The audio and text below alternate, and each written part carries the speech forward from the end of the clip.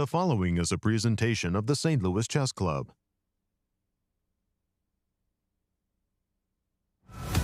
They're nearing the final stretch at the FIDE candidates in Cyprus. Fabiano Caruana had chances to stall the leader, but was forced to settle for a draw along with the rest of the field. Draws all around mean that Sindarov's 2-point lead remains intact with only 3 rounds to go. Day 12 of exhilarating chess coming up next.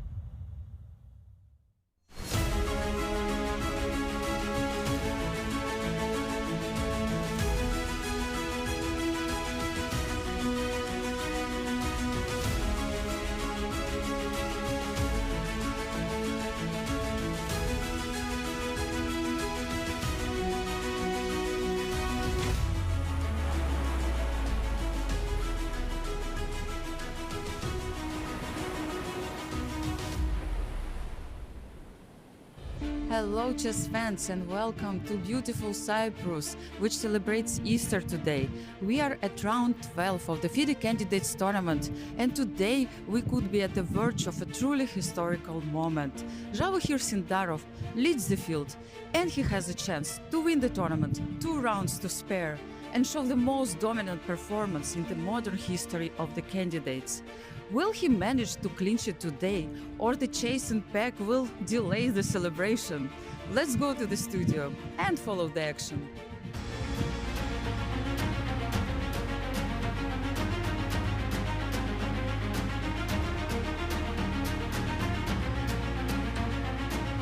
Hello everyone and welcome to our show today in chess. I'm your host, Nazi Paikidze, and I'm here with the one and only Yasser Seirawan. Nazi, as always, a great pleasure to be with you. Likewise. And to be with Miro. Hello, everyone. As we come on air, breaking news. Sindarov has already drawn his 12th round game with Hikaru Nakamura. Nazi, standings, please.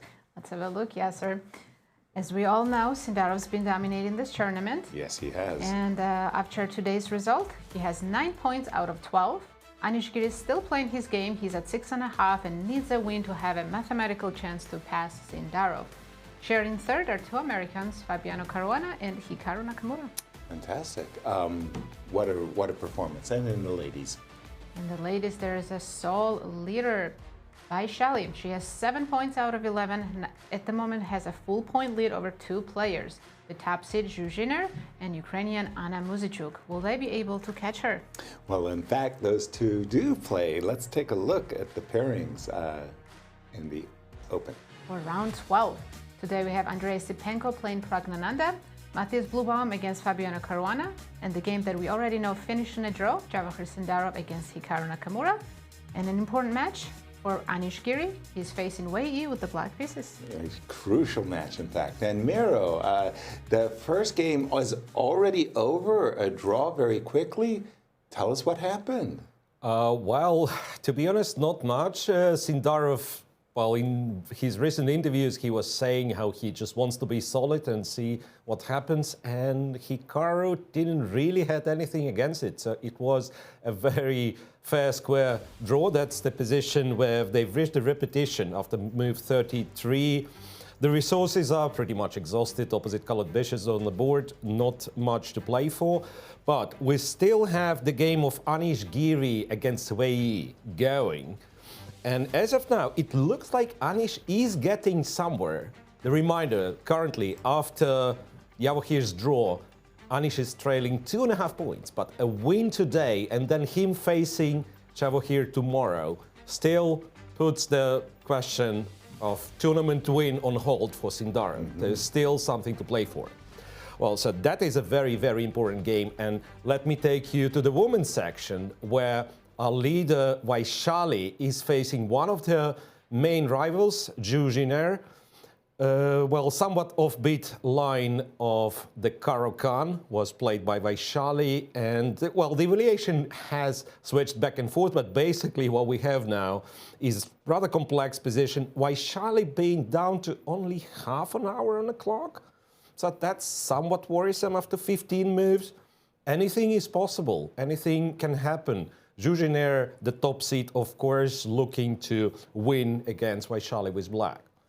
Yeah, so this tournament is absolutely open, and yes, we are being reminded not to celebrate Sindarov's victory too early.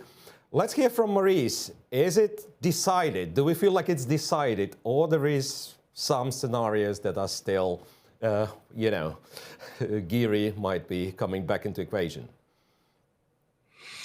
Thanks, Vero. Well, it's certainly not decided as yet, especially if Anish wins this game and puts himself only a point and a half out.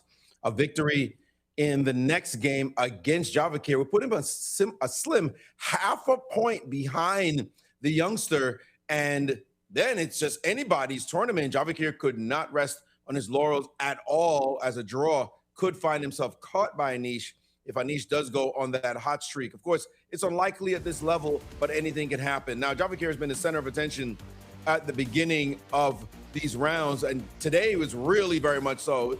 Just a gaggle of media circled his board. Everybody else, they seemed to ignored as they saw it was all about Sindarov, because they know it is possible that he clinches today. If Anish loses his game, then the math says this one is completely over. Everybody trying to get in those last shots just in case the victory does happen. I had an opportunity to speak to Javokhir after the draw, and he had some points to make about how he feels as the tournament is just about winding down. The pressure of the moment, I see that now the media is at your board.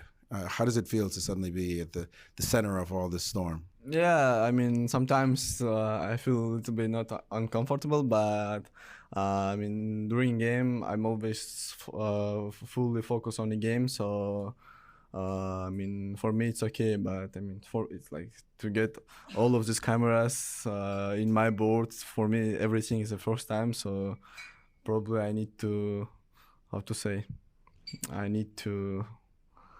don't know actually how to say in English, but Get used to it, maybe? I don't know. I don't know. Maybe someone can translate me in Russian, like привыкать, типа. Yeah. Get used for this, yeah. And finally, you've got a big game coming up against Anish. If he doesn't lose today, what's going to be the approach for that game? He plays solid, prep very well, because he's one of the good opening preparations here. So I will just play solid, and what I do against Fabi, but probably middle game I need to play a little bit better, yeah, to don't take this position. All right, congratulations. Good luck in your last game. Thank you. Of course, he has 2 more games remaining, and he's got to be watching this game. He said he wouldn't be paying too much attention during this round, waiting to hear the result afterwards. And I asked him, how do you relax? You say you play these video games, and usually parents say, stay away from the video games. He said, they put me in another world, so I don't have to think about chess at all. Sometimes you just need a break. So he will be playing his trusted video games to try to clear his mind and get relaxed, but it will not be relaxed at all. If Anish wins today, the game they play in 2 days could have a massive effect on his mood and the entire tournament. Guys, back to you in St. Louis. Thank you, Maurice. Thank you very much indeed. He's got to get used to all the attention and the success, right, Nazi? Yeah, it's new for him, but I think he's handling it quite well. He certainly is. Tell us about the format for these championships. Let's remind everyone that it's an 8-player double round-robin event. Players are not allowed to offer draws until Black's 40th move has been played. Very fun time control, 2 hours for the first 40 moves, 30 minutes for the rest of the game. And just because increment begins from move 41, we've seen some crazy time troubles. We have indeed. We're in round 12 of our 14-round tournament. Tell us about the remaining schedule. Not too many. Too many left, absolutely. Yes. Today is round 12. Tomorrow they'll have the final rest day, and then 2 more rounds to go until the finish line. If there is no clear winner, if we have the Sindarov-Giri playoff, that will happen on April 16th. Wonderful. A couple of what-ifs for today's round, because we already know that Sindarov has drawn his game. It's all about Anish's game now. If Anish loses, that's it. Sindarov wins the tournament, becomes the candidate. However, if Anish wins, then they will face each other after the rest day. Anish has white pieces. If he defeats Sindarov, then it's all about that final round. Amazing. It will come down to that. Of course, they're playing for the title of challenger, but a lot of prize money at stake. A lot. Yes, the minimum prize fund here is 700,000 euros. First place takes home 70,000, second place 45 big prizes, and in addition, per half point earned, each player gets a bonus of 5,000 euros. Absolutely. Mira, I really wanted to go to that game that was just drawn between Sindarov and Hikaru because they played, I mean, so quickly. Help our audience understand the motivations of the two players and why they would go for this draw. Right. I was tempted to say Sindarov repeated the same line Fabi played against him yesterday, but it wasn't quite the case. So first, we see Hikaru going for a very, very rare move. Well, rare on a high level at least, h7, h6. So the point of this move is that if white was to go for the queen's gambit, he cannot go bishop g5, and after bishop f4, I imagine, you go bishop d6. And there are lines where you reach more or less the same position with the pawn being on h7. So black goes bishop e7 and then bishop d6 later on in the Carlsbad. So anyway, let's leave this aside. But white, of course, has this option of g3 transitioning into Catalan. That's what happened. Bishop g2, castle, dc4, knight e5. So it is very similar to Fabiano Caruana, Javokhir, Sindarov from yesterday with the inclusion of knight to c3 and pawn to h6, which you would think is good for white. However, Hikaru proves that black's position is still solid. In all this line, well, apart from queen a4, so we had this yesterday, pawn on h7, knight on b1, and bishop e3 was played, right? Queen a4, a5, I mean, all standard, bishop a6, queen to c5, and computer kind of hesitates to give an advantage to white, even though white is up a pawn, but knight to d5, yeah, how do you win this one anyway? So e2 is targeted with opposite colored bishops. I don't think white has realistic chance. So Hikaru chose to be solid, and Javokhir had no reason whatsoever to push it. Right. So it was a relatively quiet game, and then they've traded everything and moved 29, where they've started to repeat. There was nothing to play for. Other games, though, are much more entertaining, to be honest. I'm not sure where to start. Well, perhaps we have to start with Wei Yi and Anish. Absolutely. Right, because this one, that's the position on the board. And something to note, Wei Yi is down on the clock as well with white. That is where we are, move 21. And optically, this knight on d5 seems to be better than the bishop on d2, plus the pawn structures. White has the double pawns. It's not a surprise that computer favors black a little. And then just like quick tour around the horn, Matthias Bluebaum and Fabiano Caruana, I believe more or less balanced position from the Carlsbad, I believe originally started as Queen's Gambit Carlsbad. And we have an absolutely crazy game between Esipenko and Pragnanandhaa. So if I may draw your attention to this one.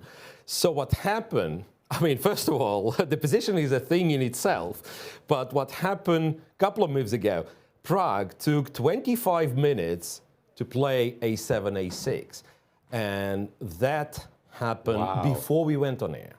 And then, so you have bishop h3, you have some developing moves, blah, blah, blah, and then Andrei spent 52 minutes on knight g5, entering like a crazy complex sharp variations. Bishop c5 was the answer, and I imagine knight e4 is going to be played. Bishop takes, queen takes, and it goes on and on and on.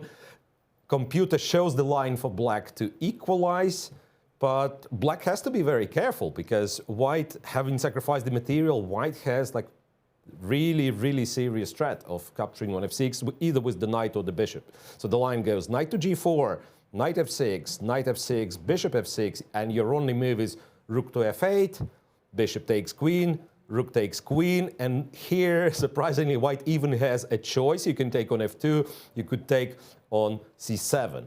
Right. So crazy complex position after an unorthodox opening that we might get a chance to discuss earlier.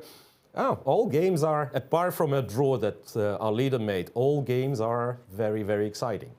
Absolutely, that move, knight g5 in particular. It's that's visual. a very visual. Knight coming to e4 looks very dangerous. I find myself drawn to the game of Vashali versus Zhu Jin'er, because for me, Vashali's move four, opening, right? move 4, was really a shock, actually. We're both Caro-Kann players. Have you yeah. ever seen this, Yasser?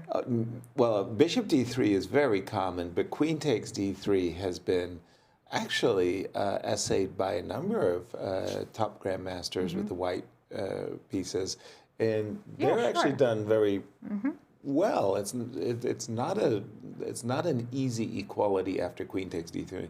After c takes d3, I was wondering, is white playing for a disadvantage, because it looks so surprising to my eyes. I'm reminded of I think If your student plays c takes d, you have to teach them to never do that again. Exactly.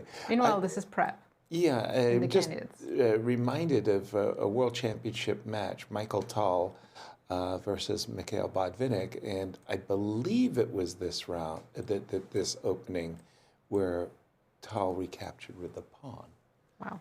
And explained in his book on the 1960 World Championship match that, you know, he was absolutely certain that after he played the move g takes f3, he would aggravate Michael Botvinnik to such an extent. Botvinnik would want to play for a win instead of trying to make a draw That's with a great black. strategy. and Vashali's Maybe she's doing the same thing. yeah, recapture with the pawn might have done the same thing. Now, having said all of that, what was intriguing to me was right here, after queen c8, Vashali did something I found very unexpected. She castled short. When you've played the move h4 and h5, I know it looks a little strange, but you bear with me. The rook lift is not terrible, and even It reminds me of some French defense openings. right. Yes. And even more surprising is rook h4. Don't ask me why the rook is better on g4 than on g3. Right. But you can just imagine that you get some crazy things like this. She didn't go for that. She went for castle short, rook b8, rook c2, and we've got a position where it seems to me that white has gained space with h4, h5, but also saddled herself with a kind of a strange pawn I mean, the structure. pawn on d3 is not pretty. It's not pretty. You know, you would think that the pawn was on c3, or I don't know, maybe the bishop is on f4. But a very intriguing opening and a great setup for the fight for first place. True, but look at their clock times. Vashali is down to 18 Whoa. minutes. And how many moves in the... How many moves have they played? Let me just 16. check. Only 16. Only? And at least half of it was prep.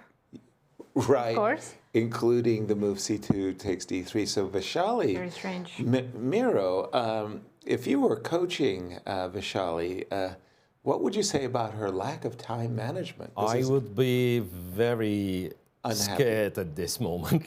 Very unhappy and very uncertain about the results. Exactly. By the way, Yasser, kudos to you identifying rook h4 lift was a cool thing to do. It's just that it was better a few moves earlier, because after queen c8, something that doesn't add up to me is like you take on c5 and then all this queen a4, rook b8, rook c2. I understand where it's going. So now the rook will be, the queen will be taking the rook's place. So if you were to play bishop e7, then queen g4 is very unpleasant. So this swing with the queen on the fourth rank. But computer argues that here you could, after queen c8 pawn, instead of capturing on c5, which you are not forced to, black's not threatening to take on d4, lifting the rook here was much more unpleasant for black, because black does have some useful moves on the queen side, But you have a lot of useful moves like king f1, rook g4, you know, and at some point black has to answer how on earth are you developing the king side, which is very hard to do with white rook being on g4. So white could have quite a serious advantage after rook h4.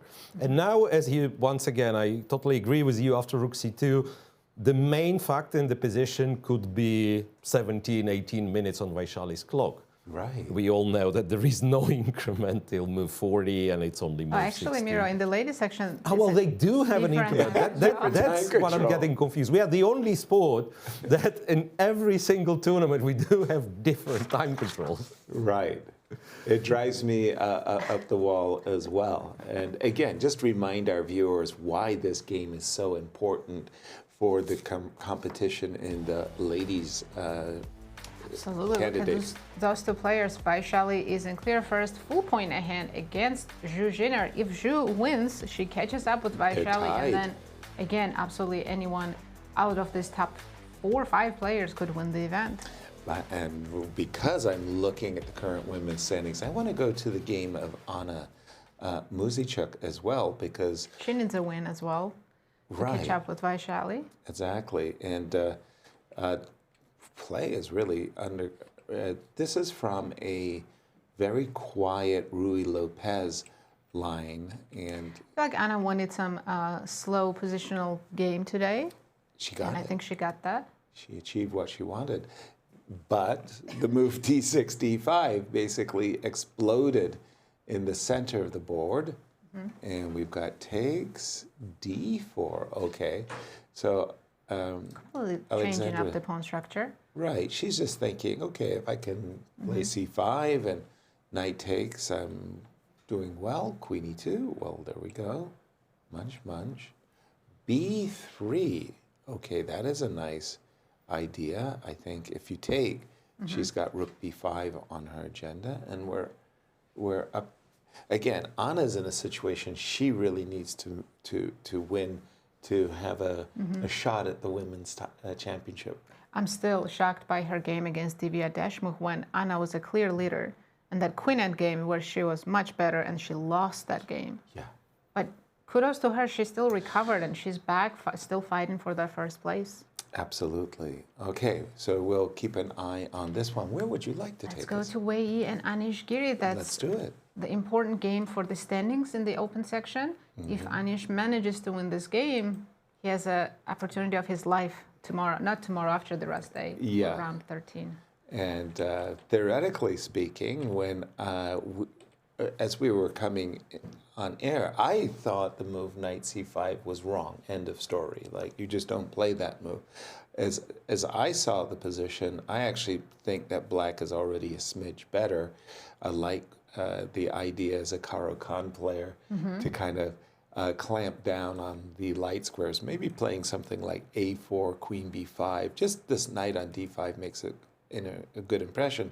And from White's point of view, White is starting to think that maybe his knight belongs on the e5 square.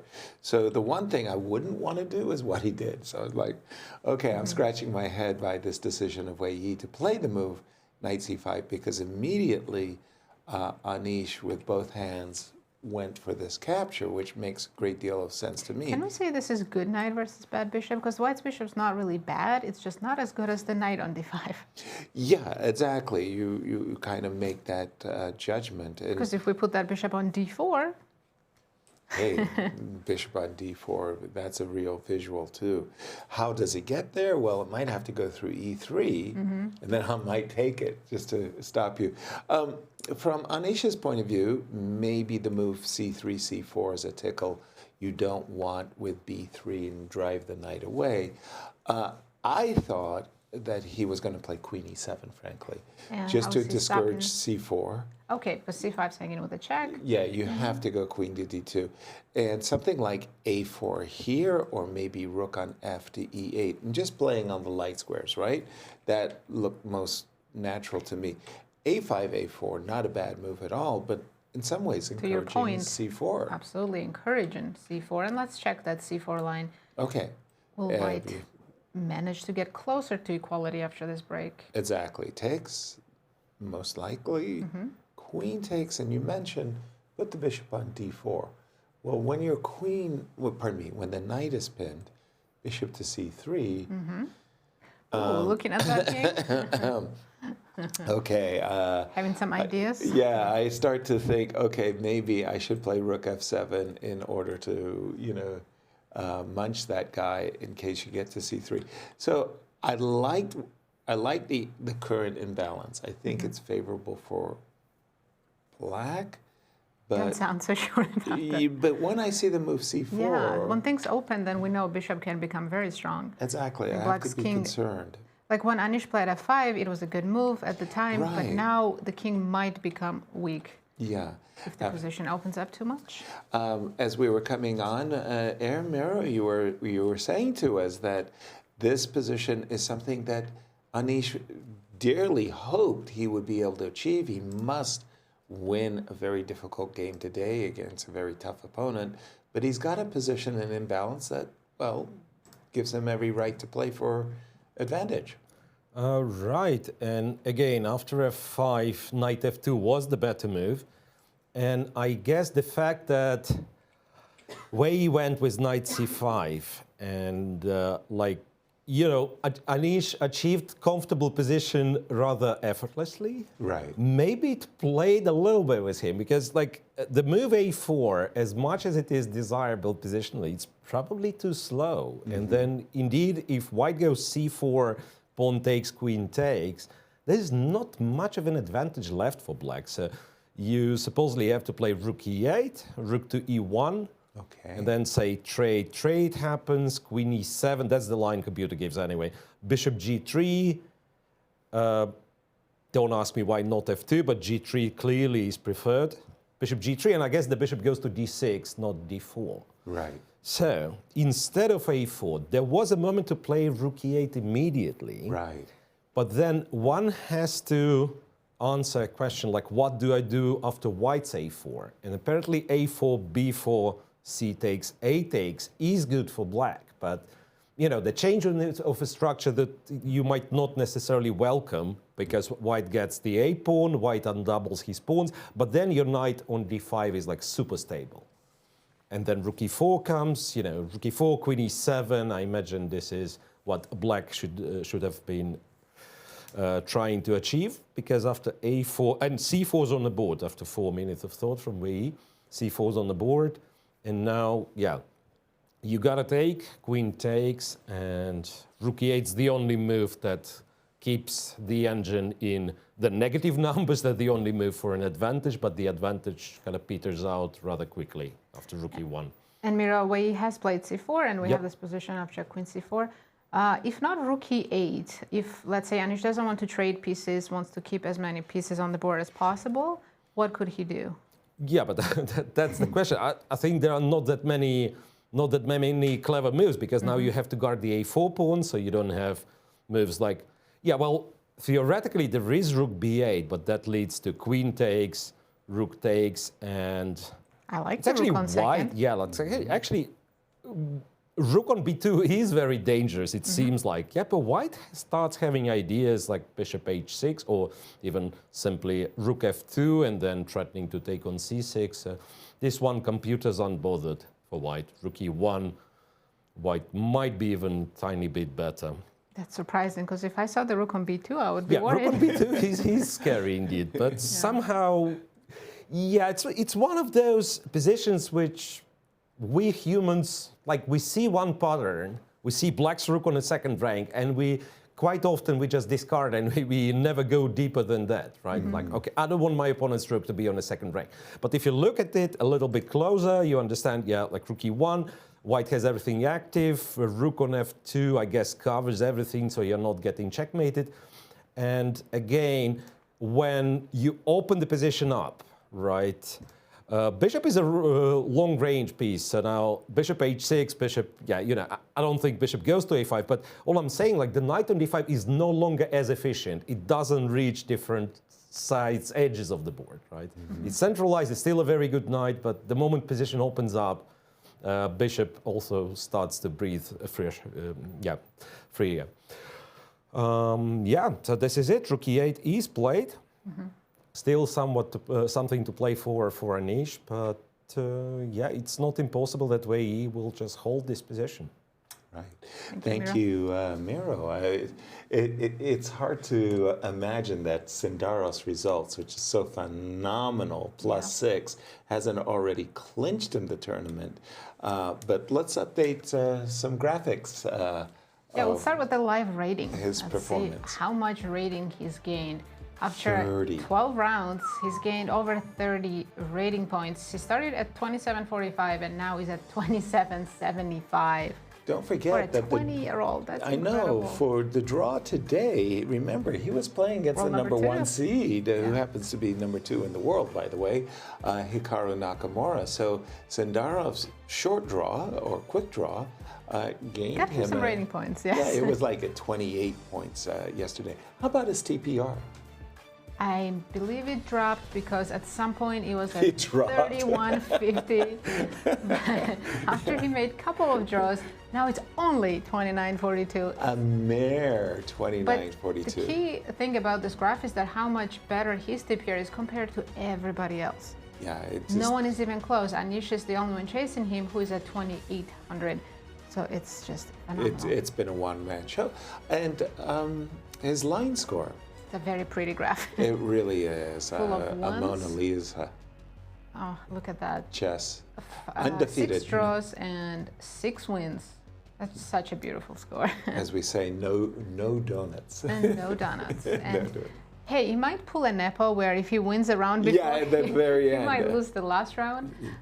But And in case he were to win this event, how does he match up? wow, he matches up very well Wow. against Gukesh. In classical Are you matchups, kidding? they've drawn once and 2 wins for Javokhir Sindarov already. Notice their ages. That's the That's a crazy. shocking numbers there. Javokhir just turned 20 earlier this year, I believe, and Gukesh is still only 19 years old. Just because of their ages, the hilarity of those 2 wins might be from the under When they were 12 12 or under 7. 14. Because we know Sindarov said he lost to Prague when he was 7. It was a painful loss. It so. still hurts. It still hurts. Wow. 2 wins, 1 draw. Wouldn't have I mean, going in, expected it. if he wins the candidates, goes into the match with a plus score, you're feeling confident. You're feeling Exactly. good. 20 years old. That will be the, in case, we were not calling it, but in case, that will be the youngest world championship clash by far, because Gukesh obviously is the youngest world champion in the history of the chess world. But Sindarov would be the youngest challenger. Well, except for Gukesh. Gukesh became the youngest challenger. He was 18 at the time. Right, there you have it. All right. Let's check in with Fabio. Let's see how he's doing against Bluebaum. Indeed. Actually, we should mention how solid Bluebaum has been in this event. It's his first candidate. Impressive. The rating difference between him and the top seed, Hikaru, is over 100 points. Right. And yet, Matthias only lost 1 game to Fabiano. Exactly. He did get a bit lucky in his game against Sindarov, but Lucky, these but things... he also fought back. He fought back very well when he was given the opportunity to get to ending. Remember, we were looking Right. at Queen B7. Played that endgame perfectly. This was one of the Queen's Gambit, Carlsbad structures that is very, very common these days. The knight dancing around to get to F5. Exactly, knight F6. It's become the go-to square is the D6 square in these structures that white is often, maybe exclusively playing for a minority attack with B4, B5. The knight on D6 is super well placed in those lines because of the weakens C4 square. Good outpost on C4. Exactly. Let's go to what happened, and here we go with the minority attack. Bishop F5, everything's fine. It's funny. I mean, again, as a Queen's Gambit player, I always included A6 in these positions. I always included these 2 moves, A6, A4, because I always felt that I had the option that I'll just put a move on the board. It really doesn't matter. I always had the option after B5 that I could take and play A5. Get a passer. Get a passer, or again, depending on the exact moment, I have the option of trading and capturing. Opening up the A file. Exactly. So that was why I always myself included the move a6. Fabi forewent that and instead played king g7, allowing white, I don't know, but for me, I always thought that this position's favored white, full stop, because I thought that, you know, a4, a5, this majority wasn't as potent. Right. And the pawn on a little It's bit. not weak at the moment, but it's a long-term target. Exactly. The good news from Black's point of view is that this knight is actually Where really, would you really put that bad. knight? C5. C5, you mean? And Yeah. There's a clear path to C5. And there's a clear path to C5. I think Matthias is preparing for that right now. He played Takes, that was a king check. G1. He was in check. Why king G1? Why queen? Exactly. Why? He's opening up B3 square for the knight. That's an interesting choice for the queen. If the idea was to Avoid stop the queen trade? yeah, you'd think you'd want to go to A3. The reason from A3 is that you just defend the C1 square. But no, queen B4. Don't get me wrong. I think the game's close to equality, but I just feel that I'd rather be white in these positions because, again, I have a very clear path. Knight to B3, and followed by rook C1. Put the knight on C5, and on a really good day, if I ever go queen E7 check, you know, look out. The king is a little bit more vulnerable. It can go wrong for bad. Exactly. For black. For black. But right now, you know, black is in control of the C file. There's some ideas to play A6, knight C4. Okay. And maybe offer some trades of minor pieces. Yeah, something like A6, knight C4. So you get your knight to C5 if you want, but at least I have my knight on C4 as well. There was a game in the ladies, no, I think it's from a different tournament, sorry, where white did something very wrong and allowed D takes, and suddenly the pawn comes rushing down the board to C3. As we were coming, Miro, as we were coming, and you were around the horn, starting the show, you were showing us a game between Andre and Prague that had blown up. Why don't you do the honors for that one? Right. Current position, I have to say, fairly simplified. So they went for this super sharp line, tack, tack, tack, and then it's moved 20 and it's the end game, which apparently is equal. But let us go back a little bit because the whole line is fascinating, to be honest. Yeah. So it all started with C4, E6, G3, D5, Bishop G2. Well, delayed Catalan, they call it, I believe, so that you don't play D4 to avoid some lines with the check on B4 and so on. But what you allow black to do is to go D4. And that is a little bit kind of controversial because black sort of loses a tempo in various Benoni-like positions, right? Knight F3, Knight F6. Usually the line is played like that. Yeah, castle, C5, E3, this takes, D3, and then white gets the so-called Benoni structure with colors reversed. One tempo up because white plays the setup which normally black plays, and potentially then the other tempo up because black will have to play E6, E5. And even those positions are playable for black. So Prague says, but I will have a better version of it because I'll go knight h6 and then knight to f5 so I can support my d4 square with as many pieces as I like. e3, by the way, knight f5 was a possible move here, inviting e4 and then going to e7. The engine argues that even this one's playable, which is like really surprising. g6, also very logical. Now if you were to take on d4, black seemingly is in time to keep control over d4 square. You still cannot go bishop e3 because you drop b2. And after knight c3, I imagine black just castles. So I guess maybe I'll highlight not to go too much in detail, but I want to highlight like why the knight is good on h6, because that's usually what you would do with white. Bishop e3, kick the queen away, go d4, but then knight jumps on f5 and your center is falling apart. Right, so that's why the knight's not bad on h6. Esipenko went with b4. And yeah, the thing is you cannot really take on b4. So if bishop takes, that'd be knight takes, and you go queen a4 check.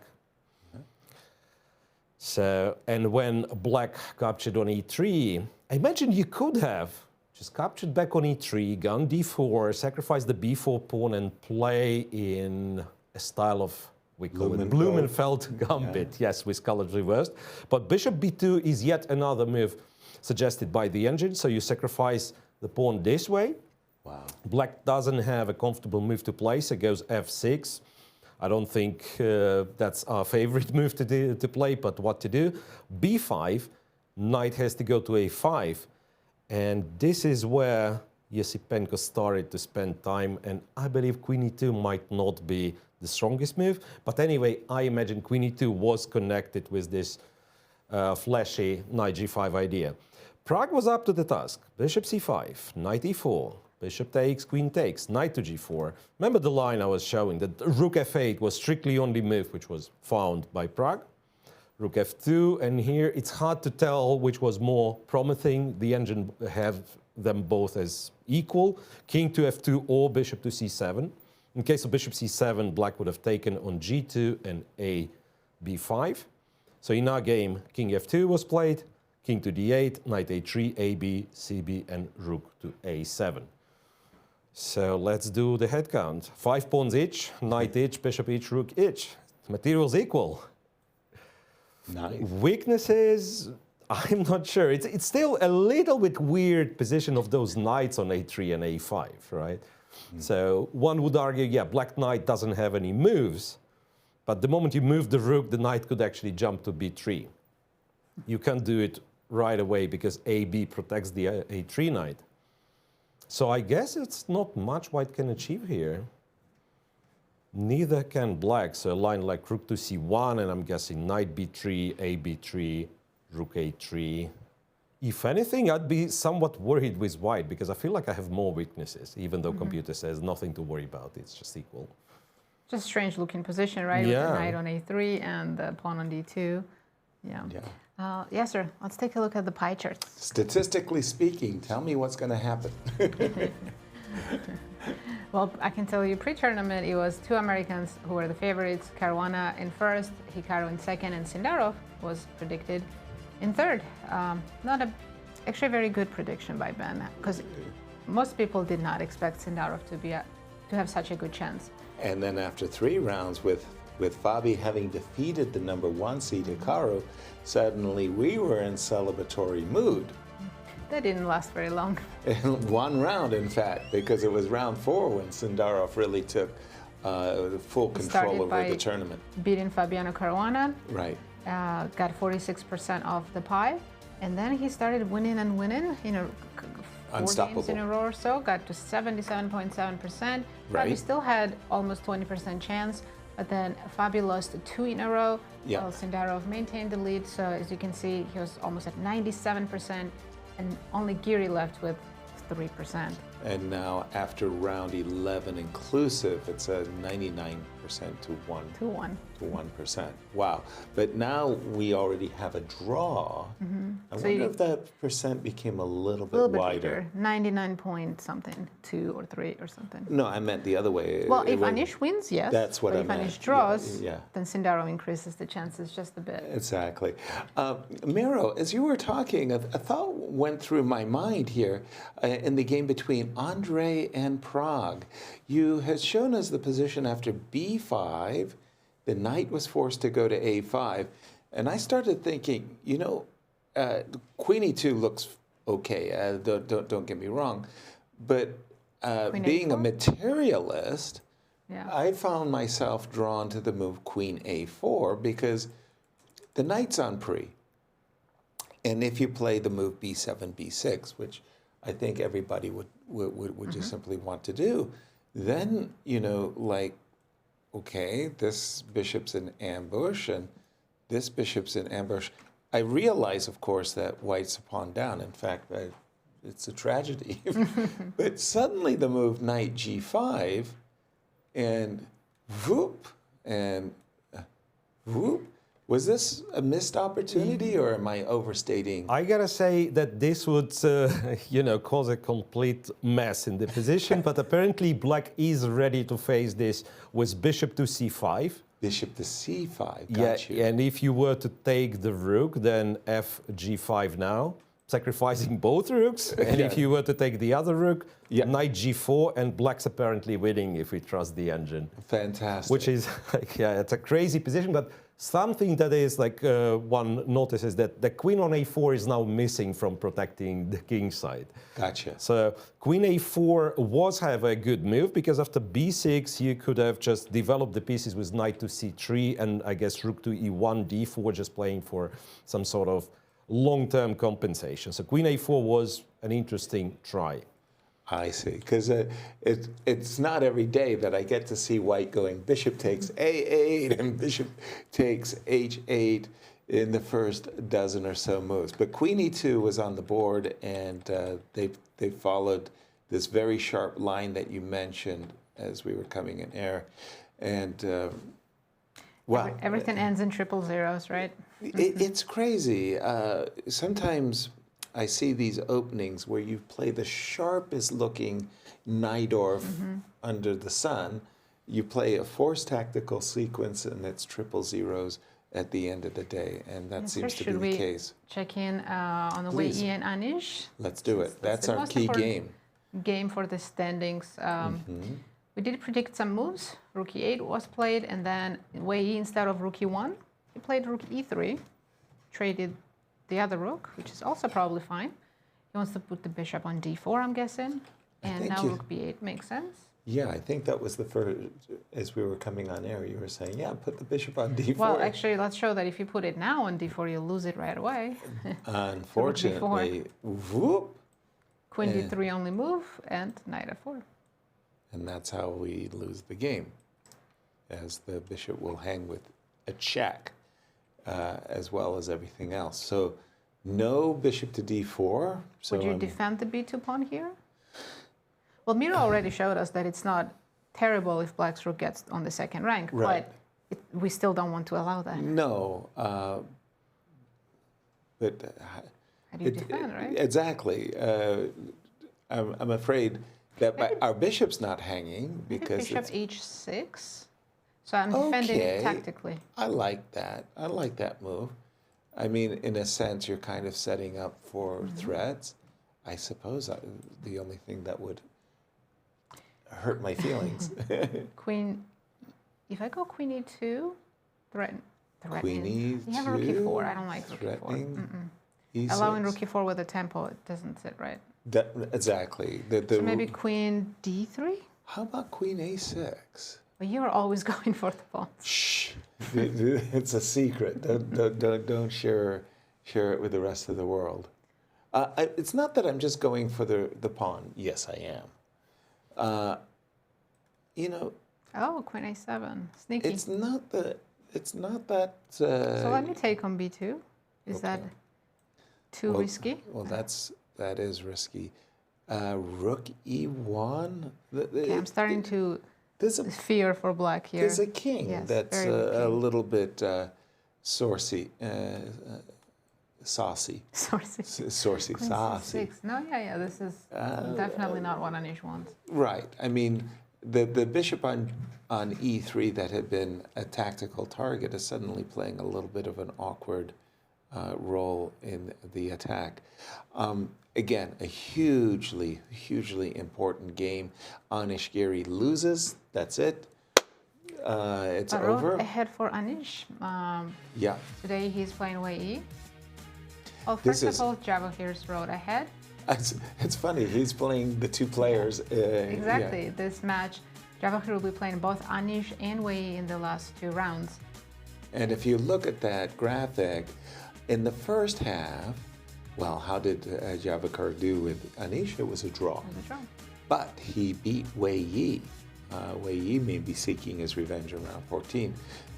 And again, if Anish loses, it's over. It doesn't matter.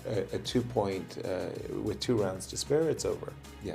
It would be 2.5 actually, if Anish loses today. Exactly, but it will be. But of course, he'll clinch with 2 rounds to spare. Is what I meant to say. Anish is thinking about winning today, so tomorrow's match, not tomorrow. Again, it's a rest day. Right. In 2 days, his match against Sindarov is the most crucial game in the chess world this year. I think everybody in the chess world will be watching. But yes, sir, we have a very special guest joining us. Marvelous. It's Grandmaster Maxime Vashali from France. Maxine, nice to see you. Hello, Nazi. Hello, Yasser. Good to see you too. Yeah, tell us, where are you? Oh, I am on vacations, so, enjoying life a bit, but, even on vacations, I'm following the candidates and, the lack of drama, but maybe tomorrow, the day after tomorrow will be the last chance. Right. But for that to really happen, Anish needs to win today.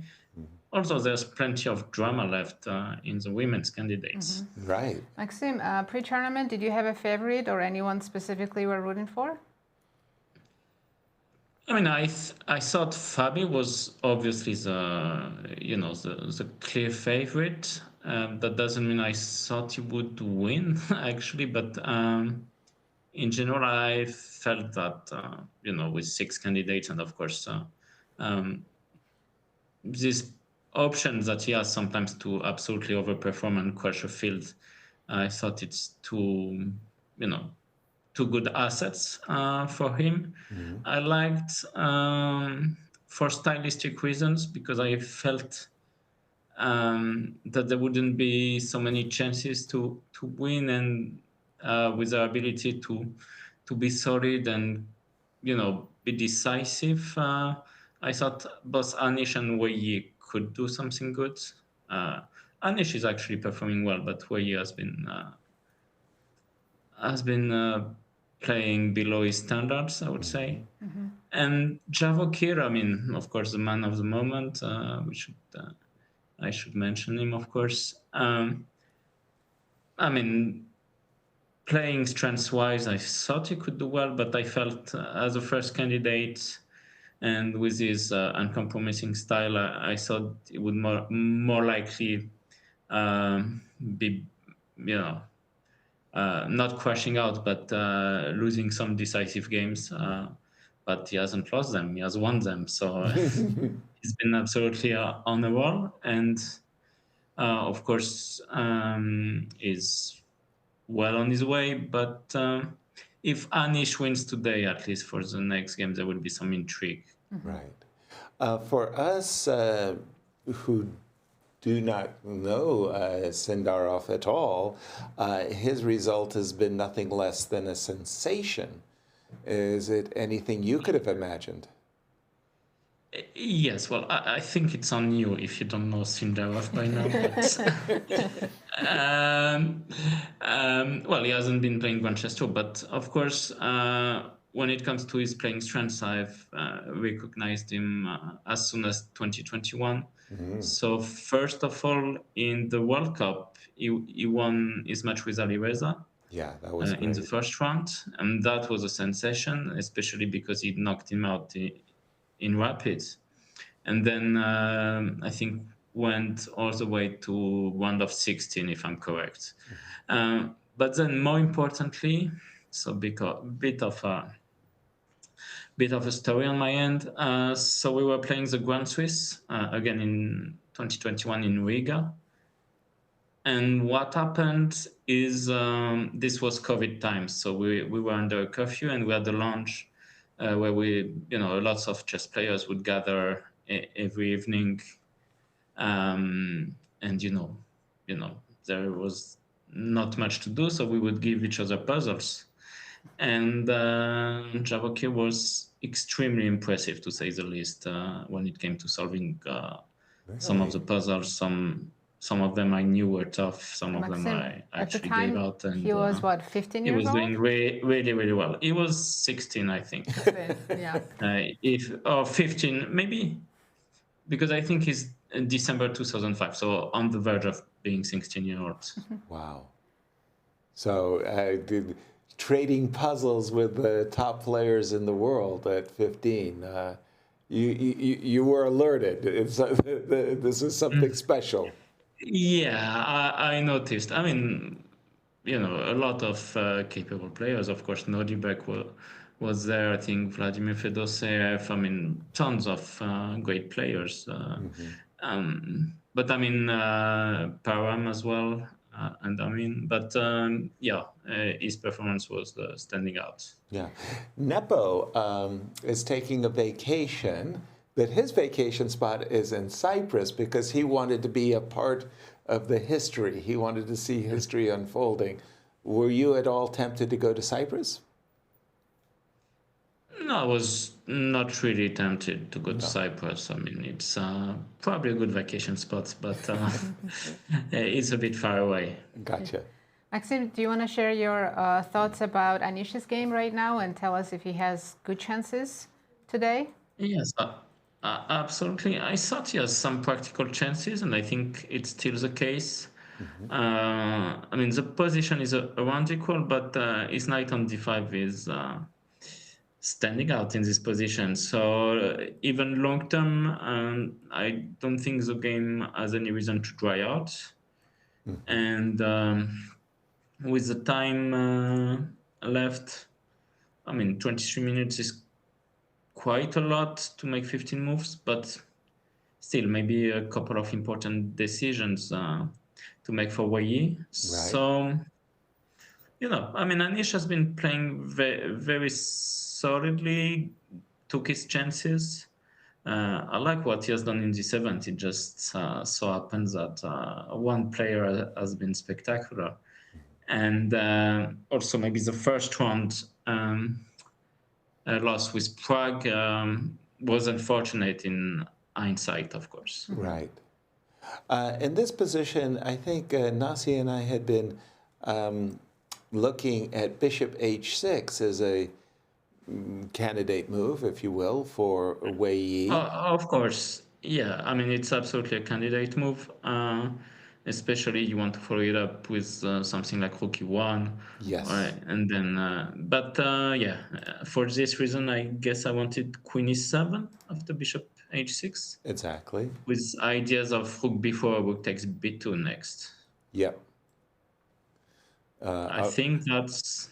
Are we grabbing pawns? Also, you could consider queen f6 maybe after bishop h6. Queen f6. I'm a bit sneaky, but I guess you know what my intention is. He wants to trap the bishop. G5. Look at Sneaky. Yeah. What about rook d1 here, though? Rook I d1. also have some ideas. Are you going to sacrifice an exchange? But you do have bishop takes g5 at the end, and queen e5 check. Yeah. But rook d1, I guess I could go.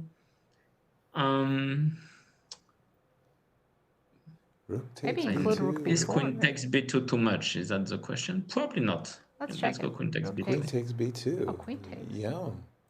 Munch. How do you get onto the dark squares? Yeah, I want the bishop on the other diagonal. I mean, you could play queen takes a4. I don't think that would, and some ideas of queen takes c6. Yeah. But at least it keeps being double-edged. Right. So I like it. A nice imbalance going on. Yeah. Maxime, yes. Grand Chess Tour is about to start next month. Your thoughts about 2026 and what are you doing? Well, you can see I'm already getting ready with my T-shirt. 10th anniversary. That's a year ago. Here's our schedule.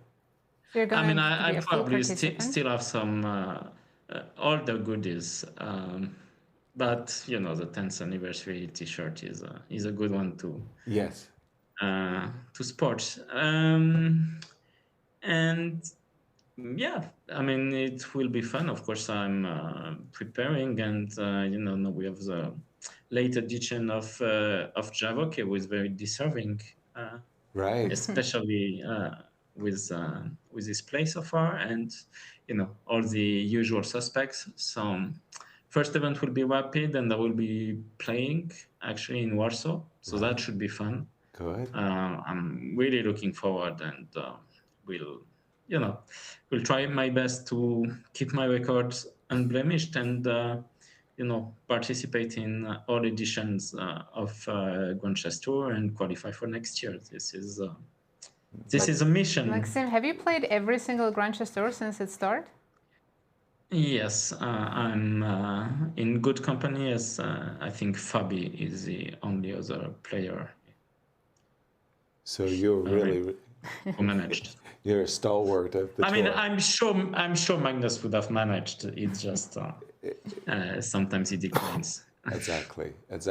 So, as I understand it, you've got the Grand Chess Tour, the Olympiad. Will you be playing in the World Team in Hong Kong? Absolutely. Yeah. Yes, we'll be again representing WR Chess like last year. So marvelous. That should be fun as well. It will be. Technically not my first time in Hong Kong, but my first time for more than a few hours. Not just flying through, but actually participating. Nice. Yeah, no, I was on my way to Shenzhen both times, and it's actually quite close. And Maxim, last thing I want to mention. Maybe we should speak about Vashali's game, because it's also perfect. It's very decisive, and I think she had a great position, but maybe her last move is inaccurate. What do you think of the opening when she took on d3 G5 with the pawn? Yes, and of course, Jurjiner has to win today, basically, to keep realistic chances. So that's why she's been so aggressive from the start, and the position is still very double-edged. So, objectively, I would pick white, but I don't know. What are your thoughts on this position? And we were just kind of stunned. She just went d4. Yeah, we were stunned by c2 takes d3, but later white looked quite okay. And I'm just getting to the current position. I think the last move has been d3, d4, so catches up at this moment. How would you assess the position, Maxime? Objectively, of course, I would pick white because the king is safer, basically. That's the only reason. In any endgame, I would pick black, but I don't think there's any way to exchange those queens. Yeah. And d4 seems like a good move. Maybe one move too late, but it's still very good. Maybe the question is whether Jurjiner can take everything on d4 and play bishop c5. But even there, I would probably go queen f4, or not queen h4, because knight e5 would probably threaten knight f3 check. Yeah. And this position is still very double-edged, but here you have options with black. You can go maybe even king f8, king g8, bring your king on a safer square, maybe king g7, and then some. The only thing I don't like about white's position is the knight on c1. Yeah. What do we do with the knight? Put it on d3. How? Don't know how. I was first. Maybe. No, I thought maybe bishop e3. Is that a move? Bishop e3. Because bishop takes, pawn takes could be really unpleasant. Yeah, that'd be a nice surprise. Whoop. Yeah, no bishop. And there's a question about d4, I guess, yeah? And if you take everything, I take on e5, at the end of the line, I do threaten knight f3 check, but it shouldn't be such a big deal, because f4 maybe? Could f4 be but still knight g4, yeah, queen h8. It's getting pretty sharp here, right? Queen h5 is an idea. Yes. Well, I don't know about sharp, but it's getting very direct. Yeah. But direct play often leads to simplifications. Right. Maxine, I want to thank you so much for taking time out of your vacation to join us. Sounds like you're going to have a very, very exciting 2026. Last quick question. If, as we've seen statistically, Sindarov does end up in a World Chess Championship match with Gukesh, give us your... We will win, yes? Yes, very earliest prediction. Yes, I'm not good for, for picking out a winner, but, I rely on my dice to decide who will win. But what I will say is that a lot of people are discounting Gukesh, somehow because, of course, he hasn't been in great shape. Right. But I think he thrives on direct.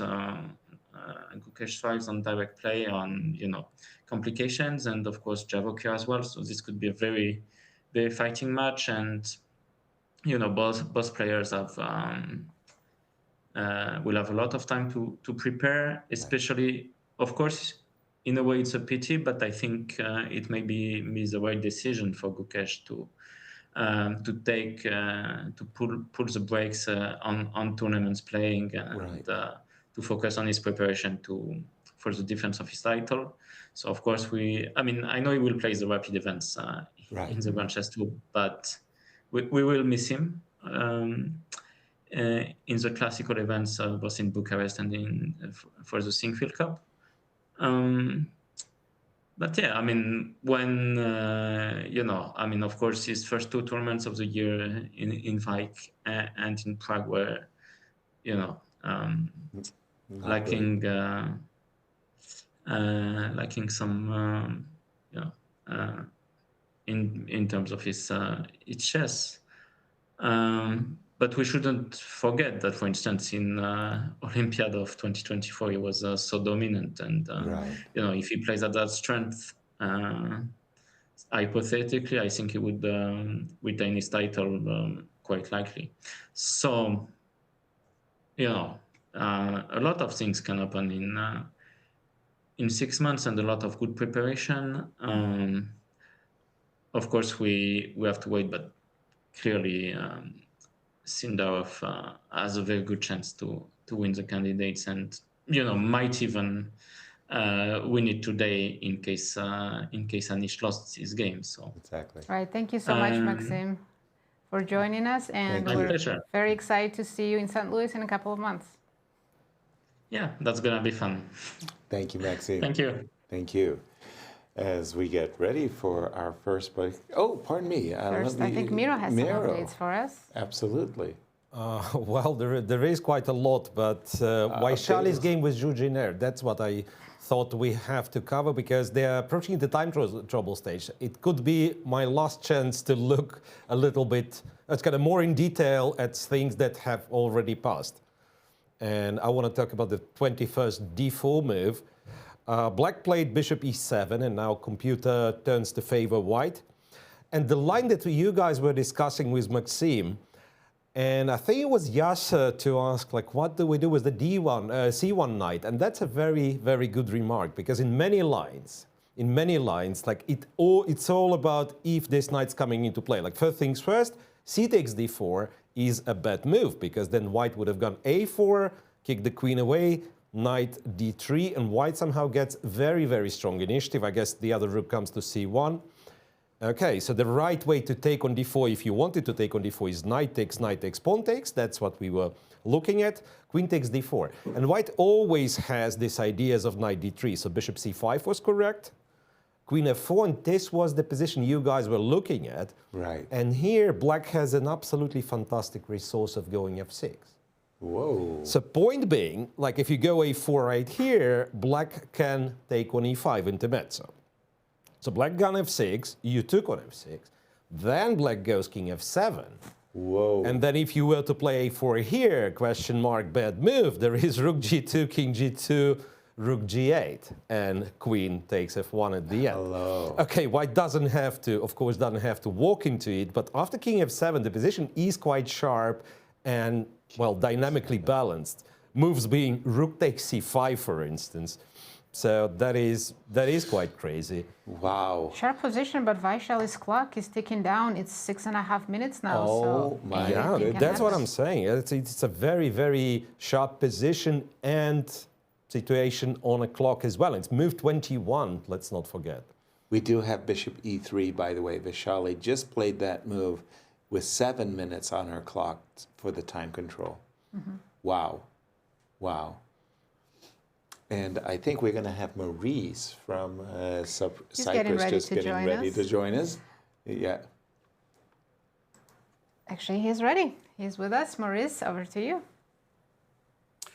Thanks, guys. Well, exciting times here in Cyprus. As you mentioned, Miro, this game in the women's section is very much in play and will definitely show, or at least affect, who wins this tournament. So a lot of action, despite the fact that it's less contentious in the open section. Certainly the women have a ton to play for. And there are women who may not have as much to play for, theoretical chances maybe, but they're playing some exciting games. And International Master Hikaru of Spain, who works for FIDE, shared an incredible variation with me that I had to share with this audience in a game that, again, may not have the same impact on the standings, maybe it will, but Divya Deshmukh against Tan Zhangyi. And I want you to take a look at this position.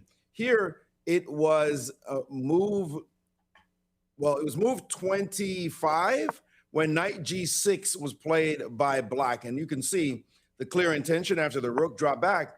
Clearly, what black wants to do is put a knight on e5 and then dominate that square. But the problem is f7 is hanging because these two rooks are going down the line. So black decided to play a very natural move, which was rook to f8. Guard f7, and now that you've got f7 guarded, no problem. I'm playing knight e5 on the next move. Now, white may have this file, but this bishop is about to be terrible after a knight lands and has a great blockade or take back with the rook after you take here, and suddenly black's position is just solid, wonderful, and only black will be thinking about victory in a position like that one because the blockade is just so fantastic.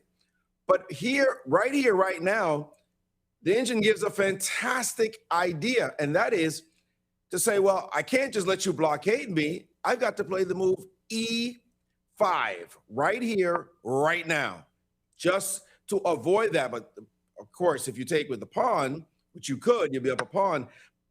e4, the bishop breathes along the long diagonal. This pawn is weak. This queen could shift over, come to this side. There's still the pressure on the f-file, and white doesn't care about sacrificing this pawn because the play is so tremendous. However, black may wonder, what got into you? Why can't I just take? And same deal, if you take with the pawn, the bishop lands on e4, and this side starts to get weak. If you push a pawn, there's this check you got to worry about, and your position just starts to be very squeezed right here. Okay, not over yet, but still, white wants this over what happened, what could happen. So now you ask the question, well, what about rook takes? You just handed me a pawn, for what reason? And here comes the move and variation that's so spectacular. Bishop to e4, now addressing this pawn. You're certainly not going to push it because, again, check, and we have rook takes, and this position is just amazing for white. Black's position has collapsed on the king side. But you may query, what about g6? And this move loses to the uber spectacular bishop takes on g6. And if you take with the h-pawn, well, you don't want to take with the f-pawn to lose your rook. We insist with a queen sacrifice. And after takes, check, king up, another check. The king is trying to run. But no, we shut the door with h4, and suddenly there's no way to stop rook to h8 mate. If you play g5, we play h5, excuse me. Nobody to come back and help out here. You can throw in a couple of waste checks. We're just going to go march towards your rook. Another check, hello, king f2, and that is all she wrote. Or she would have written, if Divya had found the move e5 and Tan Zhangyi had gone for this line, we would have all been amazed and throwing gold coins at her. Unfortunately, she didn't see this variation. Who can blame her? But this is the kind of stuff, you know, journalists are chatting with each other. and they share some tidbits. So again, I'd like to thank International Master Mikhail Rahal of Spain, working for FIDE for showing me this spectacular, amazing line in a game we may not have been paying attention to, but now say, wow, this is something I'm going to show to my students. Guys, back to you. Thank you, Maurice. A lovely line indeed. As we do go on our break, what are we going to share with our viewers? Yes, we have a feature of Fabiano Caruana's candidates of 2016. So take a look and we'll be back shortly.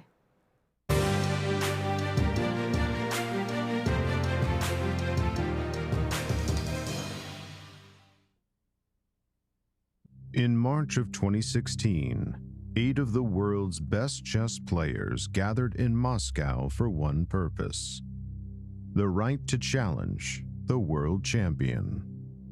Among them stood Fabiano Caruana, calm, precise, and relentlessly ambitious. The candidates tournament would not just test preparation, it would test endurance, resilience, and the ability to keep fighting when nothing feels certain. For Caruana, this was more than a tournament. It was the closest he had ever been to destiny. But what no one could see, what no one could possibly know, was that his tournament began not with confidence, but with survival. Even before the games began, the struggle was already underway. Well, I've kind of shared this sometimes privately, not publicly before, but I was extremely sick for the first 7 rounds of the event, basically. I had a very high fever. I was like almost delirious.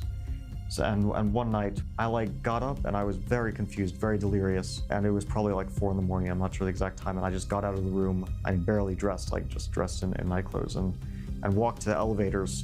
And then I came to my senses around the time I was at the elevator. I was like, what am I doing here? Rushed back to my room. I was like very, very high fever. I still remember that pretty clearly. While the chess world watched the standings, Caruana was simply trying to function, to sit at the board, to think clearly, and endure. He began the tournament with 7 straight draws. Not the explosive start of a challenger, but the quiet persistence of someone refusing to fall behind. Somehow, during the tournament, I was fighting well. It was actually one of my better, I think, psychological approaches to the candidates that I've had. There were mistakes, missed chances, moments where the margin between victory and draw slipped through his fingers. And then, something shifted. After 7 rounds of holding on, Caruana finally broke through. And with it, the entire tournament changed. So I started with 7 draws, and then I won these 2 very crucial games against Hikaru Nakamura and against Vashali Anand. And I think the game against Hikaru is probably my favorite from the event. I played a double-edged line against his Berlin. I knew it really well. It was like good preparation. It was a strategic position, and I outplayed him. And that really started to set my pace that I could start to fight for the first places. For the first time, the tournament opened up. The fog of illness lifted, the rhythm returned, the confidence followed. And suddenly, Caruana wasn't just surviving anymore. He was contending. Against Anand, he struck with preparation that landed with precision and force. It pushed him to the top of the standings, tied for first place. The dream was no longer distant. It was immediate. It was real. But the candidates is never a straight path. It is a test of accumulation, of pressure, fatigue, and moments that linger longer than they should. Opportunities came and went. Games that could have been won were drawn. Positions demanded perfection and offered none. And still, round after round, Caruana held his place at the top. Heading into the final stretch, the tournament had narrowed to a single storyline. 2 players, 1 place, 1 chance at the World Championship. I got very close to qualifying, and it came down to the last round. I was sharing first with Sergei Karyakin, and I had to beat him because the tiebreak situation wasn't in my favor. Winning on demand with the black pieces against a top player is borderline impossible. And yet, there was no alternative. I mean, I was just trying to pump myself up that it's possible to do this. You're just one win away. I don't know if I fully believed in it, but I mean, what can you do in that situation? You kind of have to win. So he chose to fight, not to equalize, but to create a game that couldn't be controlled from the start. And then the rest was just like thinking of something to play that he wouldn't be able to sterilize the game from the very beginning. And we came up with something that actually worked out okay. I mean, the game didn't go straight to a draw. It was a complicated position, but he played well. I never got any realistic chances. It stayed balanced basically up until like move 40. For a moment, it held possibility. And then, as so often happens at the highest level, everything came down to a single decision. I made a blunder. I thought that the move I was making was very good for me, and I got a bit overly excited, a bit too emotional in the moment. I thought like now I'm getting serious winning chances, but just like one miscalculation, and instead it was actually a losing move, and I lost the game. And just like that, it was over. Sergei Karyakin became the challenger for the World Championship. And for Caruana, the dream ended in the final round. By every external measure, it was heartbreak, a missed opportunity at the highest level of the game. But his reaction was quieter, more measured. I even heard this from one reporter, thought that it would affect me very negatively. And I somehow didn't feel it so much. In hindsight, of course, yeah, it was a close call. And at the time, I wasn't like super disappointed. I think that was good, probably, that I didn't let it get to my head too much. Because beneath the result, there was something else, something more important. Growth. I mean, it definitely taught me how to prepare better for the next candidates, because our preparation before 2016 was very amateurish. It was like 1 week, barely working on openings. Some lines we prepared were just bad. Like the preparation wasn't at the level it should have been, but somehow during the tournament I was fighting well. That is the story of Moscow 2016. Not perfection, not dominance, but resilience. A player who began the event barely able to think clearly, who endured 7 rounds without a win, who rose, fought, and reached the final round tied for first in the most demanding tournament in chess. And although he didn't win, he proved something far more important: that he could carry the pressure, that he could stand at the edge of a world championship and belong there. 2 years later, Fabiano Caruana would return to the candidates tournament, and this time, he would be ready. Because in 2016, through illness, missed chances, and one final miscalculation, he learned exactly what it takes to reach the summit and what it takes to stay there.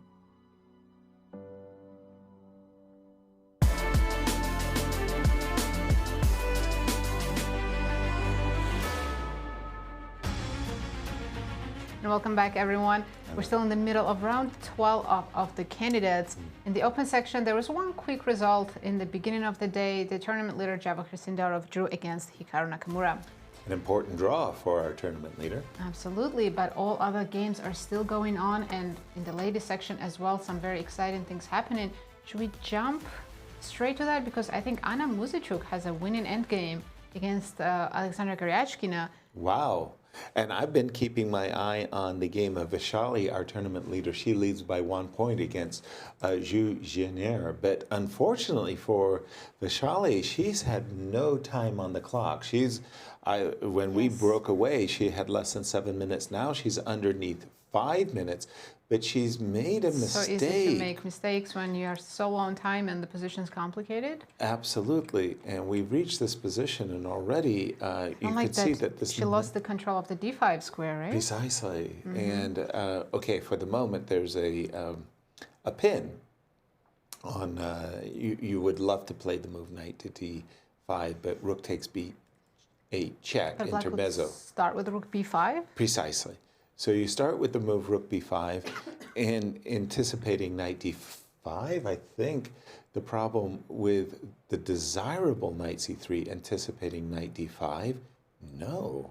You've got another Surprise. possibility, and that is knight d3 with a fork of the queen as well as the rook, and suddenly Black is winning. And again, This can turn around so quickly. Precisely. Zhuzhiner takes down Vashali. They will be tied for first, and then Anna Muzychuk, who's winning her game, will also be tied for first. well, let's jump to that one as well. And you said she's transposed to, well, a rook and pawn ending with an extra pawn. And But it's the good setup where White has a very good chance of winning. wow. Mero jumped right in on this one. Huge results in the ladies' candidates. Well, no results yet, but yeah, potential for almost like turning standings upside down. Right. And for Anna and Alexandra Muzychuk-Goryachkina, that is, this endgame that you guys call winning, I mean, it was a drawn endgame a couple of moves ago, so it really goes back and forth. So I'm not sure what exactly happens to Alexandra Goryachkina, but she definitely doesn't have a tournament of her life, because even like the last move, so they've gotten this position not so long ago, 3v3 with the passed pawn on the side, you know, Black seemingly has the rook where it's supposed to be, and then rook c6 was played.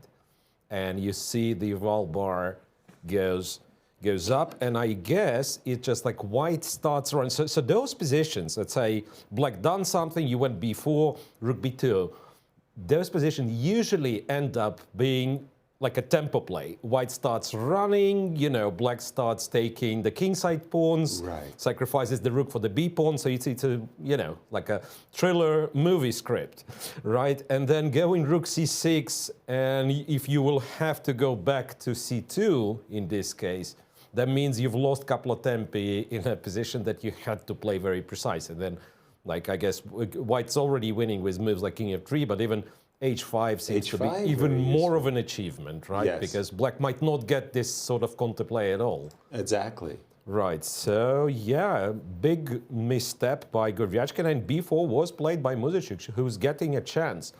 And then, yeah, back to Vashali and Zhuzhiner, rook to b5 was played, as you guys correctly underlined that this is an important move, but it's also ironic that if White was to go a4, you do go back to b7, so you're still pinned, but no pawn to go a2, a3 anymore. So the knight is quite safe on b4. The problem with your knight being pinned was that White was threatening to go a3 and win the knight, right? Right. So that you lure this pawn to a4, you go rook b7, and then you have the time to prepare to escape this pin, I guess, go a5, go knight b6, whatever. So yes, Zhuzhiner is getting a realistic chance, and also it's like move 26. Right. Vashali is down to 3.5 minutes. That is getting really, really scary for a tournament leader. And we do have a move. She has sacrificed a pawn, has Vashali. She's played the move d4 to d5, saying, At least I need give me the d4 square. at right? least I get the d4 square. You can have the d5 square for your knight. I'll have a d4 square for my knight. But knight takes d5. It's going to be what, 3.5 minutes to 10.5 Right. minutes. Wow. But it's an extra pawn. Yeah, that c-pawn is a passer, and I mean, this is still game for 3 results. Anything can happen, but Right. Zhu is looking very good right now. Very, very good. And again, if she wins, if Anna wins, it's going to be a three-way tie. with 2 rounds to go. Now, that's what we would call And dramatic. There'll be a couple of players just half point behind them as well, Also in the mix. and they're all playing each other. So, oh wow, that's good. Great. We wish it was same in the Open, right? Yeah, well, talking about the Open, I want to switch our game to the game between Wei Yi and Yes, sir. Anish. Yes, sorry. With MVL, what we analyzed, it's on the board. Exactly. Wow. Queen f6 and rook d1 has happened. Maxine chose the moment to join us. So we had been looking at bishop h6, queen f6. And by the way, I don't think we really got a chance to emphasize how tricky the move queen f6 is. It's got a kind of a dual purpose idea. First, to play g5 and to trap the bishop. That's very, very nice. Second, to play a3. Didn't even notice that. Yeah, like if you made a move, it's not a good move. H2, H4, A2, A3 could really upset lose you. the game on the spot, really. I think you would wanted rook D1, which in fact is what Wei Yi played. You know, that was apparently the only move. Because he's setting up for his own sacrifices should rook takes b2. To show our audience that line, so if black plays g5 trying to trap the bishop, how does white get out of it? Exactly. No choice. We take. We take. We take. Queen takes with a check. Now, If you go king h8 here, exactly. I have bishop takes g5. Precisely. The queen is, in a sense, it's overworked. You have to prevent queen e5 check, but you're trying to guard against the bishop as well. And bishop takes, and suddenly no problems whatsoever for...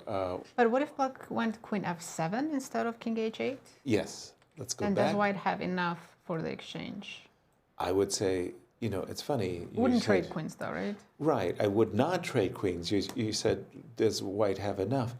And I would almost argue he White has is more better. than enough. Like, I don't know if that is true, by the way. It's just that this pawn is a little dangerous, you know. Yeah, the only concern white has is the king. So if black, rook, and queen quickly come over to the first rank, we'll be in trouble. Let's say rook e8. Right, just to emphasize that there are problems on the back rank for black as well. Rook e8, yes, you mentioned if you can make a combination. H3, I'm not even interested in the Okay, pawn. now I can force a queen trade maybe. Uh-oh. With queen e6. Oh, queen e6. Or queen e7 might be a little bit better just so I don't hang g5 right away. Yeah. Yeah. Wait a Maybe minute. queen- How do you force the queen trade? Queen e7. Check, queen e6. Oh, I see, Yeah. I see. Oh, boy. So still anything can happen in this game. And Wei Yi has 13 minutes for next 13 moves. Maybe I end up having to take Can the be pawn. crucial. Yeah. 13 minutes versus 29. 30 minutes, yeah. By the way, kudos to Anish Giri, who's been managing his time extremely well. He's played a very, very... He learned from Sindarov. Yeah, he's played a very impressive candidates and in a different Yeah, if there was no Sindarov simulation. doing +6, Anish would be in clear first Exactly. without competition. Remarkable. The current position, I'm just going to refresh my board because we do have the move rook d1, and I'm sure it's these positions that both players are calculating, actually. Anish has just played g5. Talk about a challenge. Here we go. We're Miro, guessing all the moves. jump right in. G6, G5, and this is it for Anish. I mean, he needs this victory to make a story for the tournament. Right, you're absolutely right. And it looks like after g5, white will have to find your line. Rook takes g5, rook takes d5, and then followed with bishop g5 next. But it seems that Anish had a better practical chance, even though with precise moves being played by Wei Yi, it would still be equal. Because after rook d1, there was a devilish trap of going a3 first. Really? A3, and you look at your opponent, you think, what's that? I'll take it. And g5, I know what I'm doing, rook d5, but it happens so that this one loses, because now c takes, queen takes, king h8, and bishop g5, I have a little intermezzo, rook b1. And black is just winning. So king after, like king f2, and black just takes the bishop, and there is apparently no perpetual, and the rook is safe on b1. Right. So after a3, pawn takes g5. White has one and only one move to make, to keep the position relatively balanced. It's still like tiny bit better for black. And the move is h2, h4. And I bet that this move is not easy to find. So, Not well, at all. point being, you cannot yet take on d5. At the same time, black is not threatening to take on h6 yet. Like if you were to go h3 and black was to take on h6, rook d5 still leads to a check. There is like some strange looking perpetual over there. queen d5 because the king cannot really go to g7, so it would go to f8 and then back to g8. I see. Yeah, but after h3, it turns out black has, well, nothing's attacked, so black can prepare taking the bishop, going rook d8. And this is how you come to the conclusion that your move cannot be rook d5 because you lose tactically, but you also cannot be slow because you lose after rook d8. So that's how you come to play h4. And then after queen h6, indeed, this is a draw like that, king f8 and queen to f5, and king has to bounce between g8 and f8. Or black can go g4. You have to be brave for this because now you are material down with black. Okay, one pawn, but also the position becomes quite sharp. Bishop to g5, queen e5. Computer slightly favors black, but in reality anything is possible.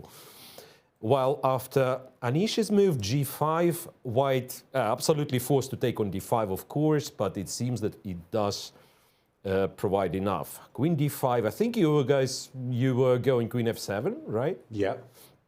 And then, yeah, well, computer's still kind of not entirely sure what to do. Queen d2, I guess, queen d4, queen d2, let's say. Mm-hmm. Queen to d2, attacking this one, f4. Well, black might still have practical chance because I would think, okay, I'll just take, but then queen f5 and queen b1. Still a game. So objectively, I guess, no advantage if both sides play mathematically correct chess, but there is a possibility to go wrong for Wei Yi, of course. Starting with this very move, because if he doesn't play rook d5, he might as well resign. Exactly. Rook takes d5 as box. And as important a game as this is to Anish Giri, and it is absolutely crucial. The next two rounds can even be equally so. Or more so. More so. This is the round 13. He win today so that when he faces Javokhir Sindarov with the white pieces, he has a lot of motivation to beat him and have a chance for the first place. In the last round, he'll be playing Bluebaum with black, and we've been saying Bluebaum's very solid, especially with the white pieces, but you know, if you're playing for the first place and you're facing the last seed of the tournament in the last round, that's... You are inspired to play the best game of your life. Like you have a chance. Absolutely. And this is it. This is his last chance. If Anish loses today, Sindarov wins the tournament. It will be over. However, if Anish draws or wins, still not over, 2 more rounds to go, and they will be playing each other in the next round. And we have quite a number of moves going on between Wei Yi and Anish Giri. Actually, no, it was only g5. That's our analysis. Oh, was it?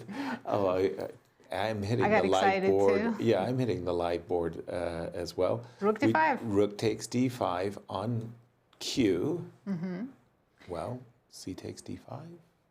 I'm more curious about here if Anish is going to quickly play queen f7 or consider king h8.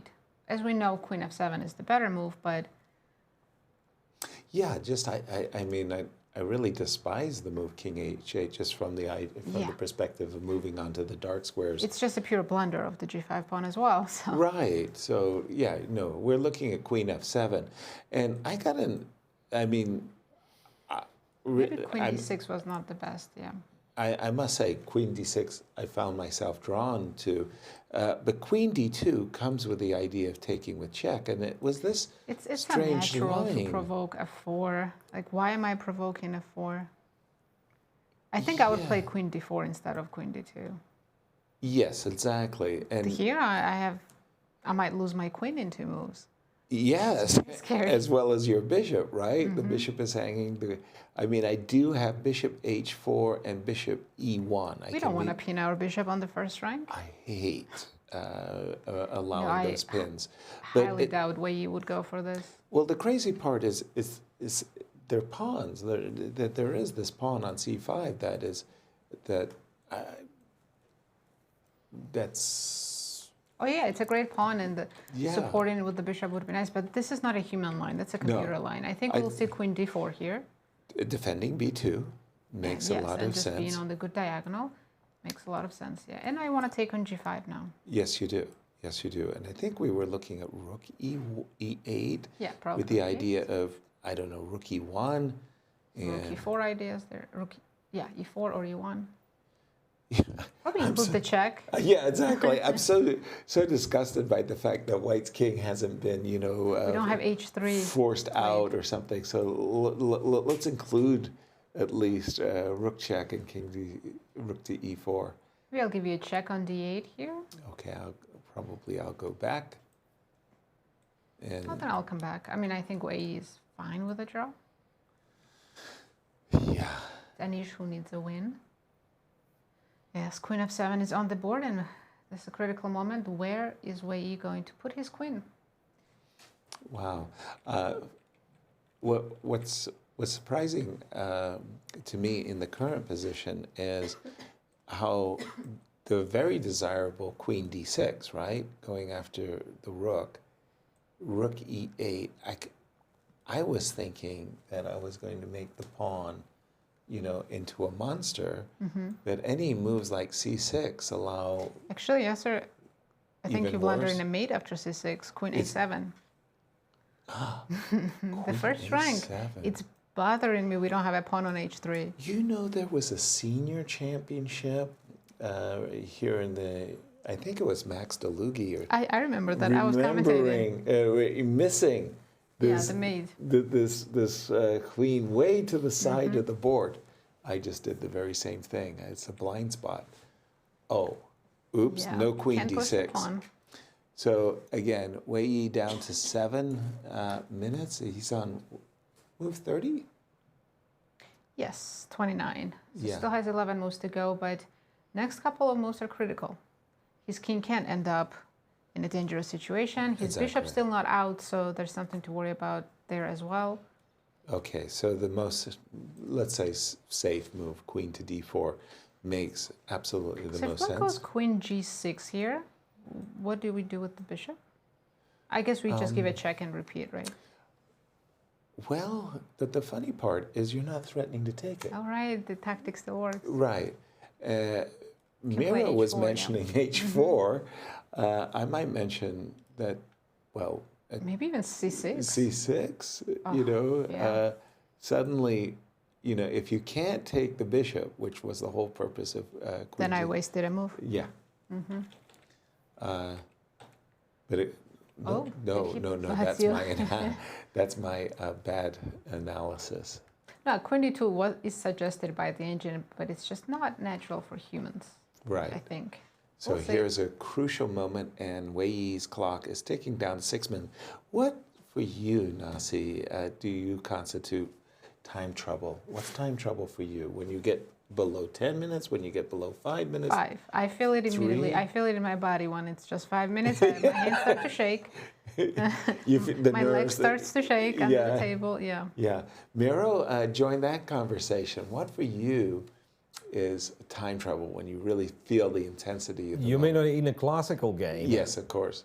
Well, I'm old enough to remember when we used to not have any increment after moves. So those were real-time troubles. Like Right, when you scrambles. really don't know how many moves you made, right? You have Right. this like flag hanging on you, and you've made moves as fast as you can, and then you figure out you've played like 47 moves just to be sure, right? So now it's a little bit less, a little bit less stress, but I'd say, like, first notice it when you have seconds appearing on your clock. So that is, you pass 20, Below last one. 20 moves, yeah, and then it goes like 19 and seconds. And that is like a first hint of you being like short on time. And then, yeah, I would agree with Nazi, like last 5 minutes is something where I'm stressed. Yeah, nerve-wracking. What Me about too. you? I've always felt the same. 5. That 5 minute was like, okay, suddenly, like, let's go. Yeah, it's suddenly a blitz game. Yeah. You're no longer in the classical mode.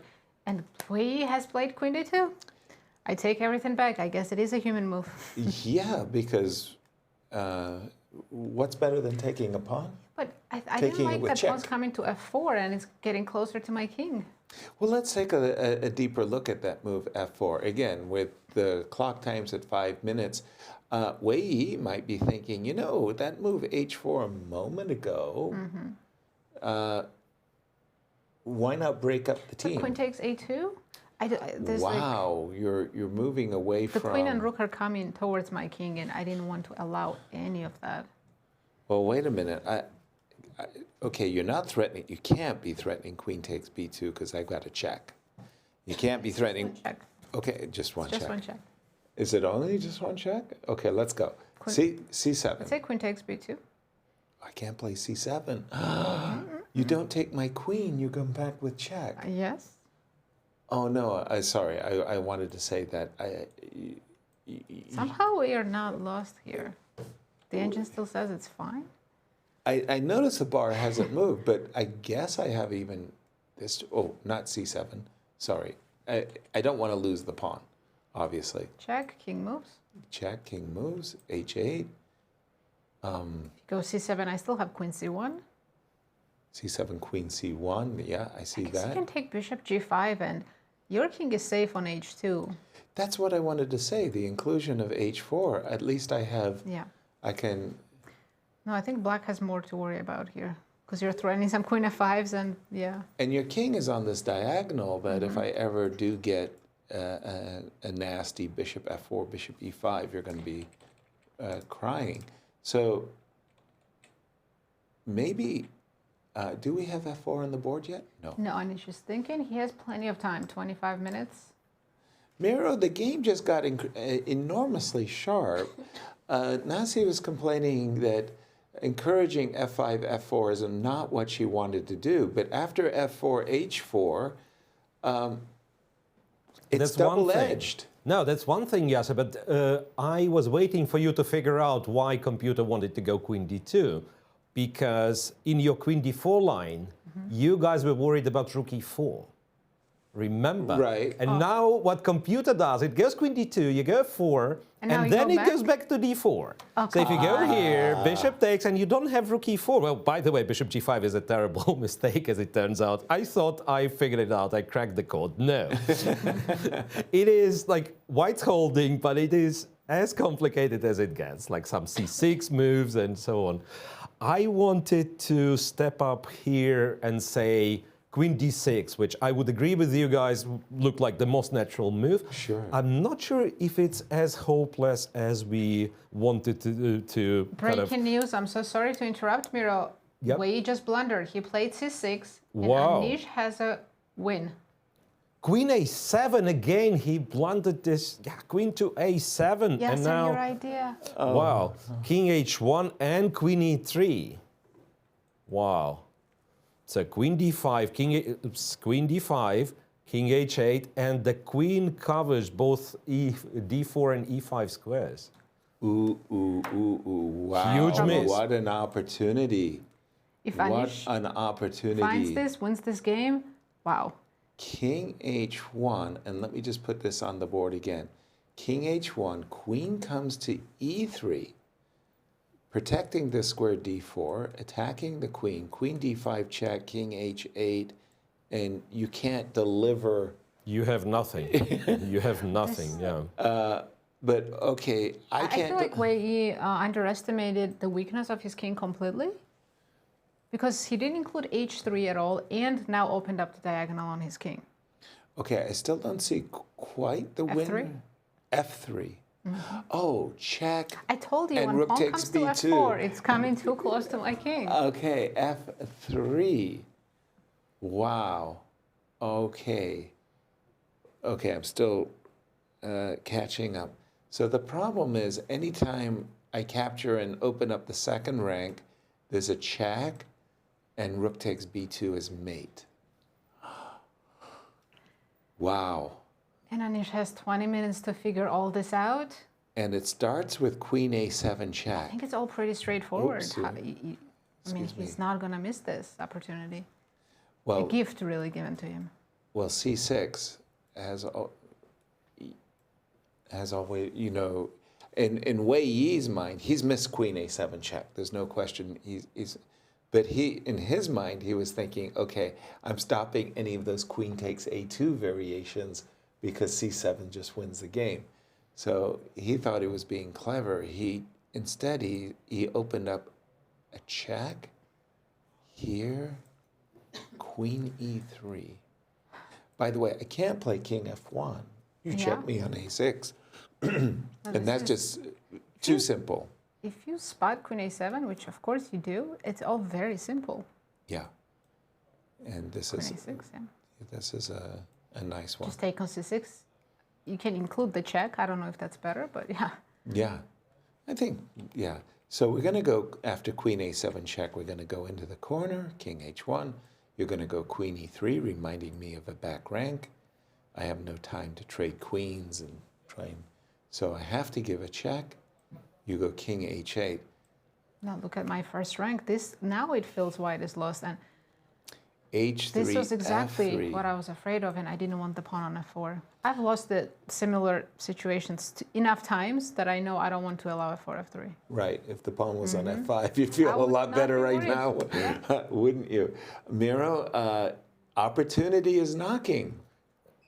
Right. Well, Anish, if he finds it, we are not talking opportunity. He will be winning. But let me take you to the women's section, because not only Muzychuk is winning this endgame, but Vashali seems to be absolutely lost against Gigino. Wow. They're both in a time trouble, so things are, switching back and forth. But after h3, computer just screams it's completely winning. Knight b3, well, black just has to take here. King h2 and g1 anything is winning. What do we want? The rook. So now if you take with the rook, black trades and captures the knight on b3. Right. If you take with the knight, then knight jumps somewhere. Anywhere. f4, c3, and queen g2 checkmate. So she just has to find, takes on g2, and if king g1, then knight f4, of course, and knight e2 is the big threat, and f3 is hanging. So yeah, black is getting to the white's king. Well, it's always one of those things that time trouble makes fools of us all. And let me just pick up on what has happened in the Vashali game. When we left it, we saw the move d5. We thought that was white's best chance, actually. Vashali's best chance was to sacrifice the pawn to give her scope. Use the d4 square for one of her pieces? I think it's ironic that she plays the move king h1 to get out of the h4, h3 business, and it just so happens that it's working for Zhu anyway. And such a messy position. Playing this without time. No. Oh, that was the move that lost it. It's not easy for white. I'll just put it that way. What is white supposed to do? I don't really like taking on h4, but knight c1, h3. Knight c1 was a panic move, and her king side completely collapses. We do have a queen. We do have knight. Oh my gosh, this game's over. Guys, this game should be over any time. Yeah, knight c3 just wins. Yeah, she found all the perfect moves. Knight c1 attacking the rook, the old double attack. You're threatening checkmate on the move, and knight c3 attacks the rook and winning. Wins the game. That's it. Oh my gosh. Zhu, we know her start was very shaky. She had winning positions. She was not converting. She but could have today, gone she could have 3-0. won already. It's like ridiculous, right? She could have been like Javokhir and winning the tournament. Yes. But wow, winning on demand with the black pieces against the leader. So she joins her in the lead. Incredible. And what a game this was. And she's won. That's it. It's official, I think. It's official. Resigned. Wow. Let's quickly go to the game of Anna Muzychuk, if you don't mind, because we saw that rook ending some moves ago. But it's still tricky because we know it's a rook end game. And I just noticed the bar that says it's white all the way. And but I think it's easy because we have the e-pawn, e5, e6, right? You know, it's funny that you said it's easy because we have the e-pawn. I thought it was easy because we haven't yet traded the h-pawn. If you play e5, king f6, then you don't have e5 anymore. Okay. It's funny how you guys say it's easy, and Anna already found like 3 only moves to win, and then, like you have to go e5, another only move that keeps the... Did she find it? Hang Not on. yet. No, e5, e5 she needs to play, but then king g6, Compi says h5, yeah? Yep. That looks... And this is somehow winning. But even so, Like, how can we be so sure? And then after king f5, the only way to win is to go king d4. Now, come on, give me a break. Wait, rook f7 is not winning? Rook f7 is not winning. Oh. Rook f7, king e5. Yeah. How is... So there is some like really weird rook endgame that it is winning, but like to find all that.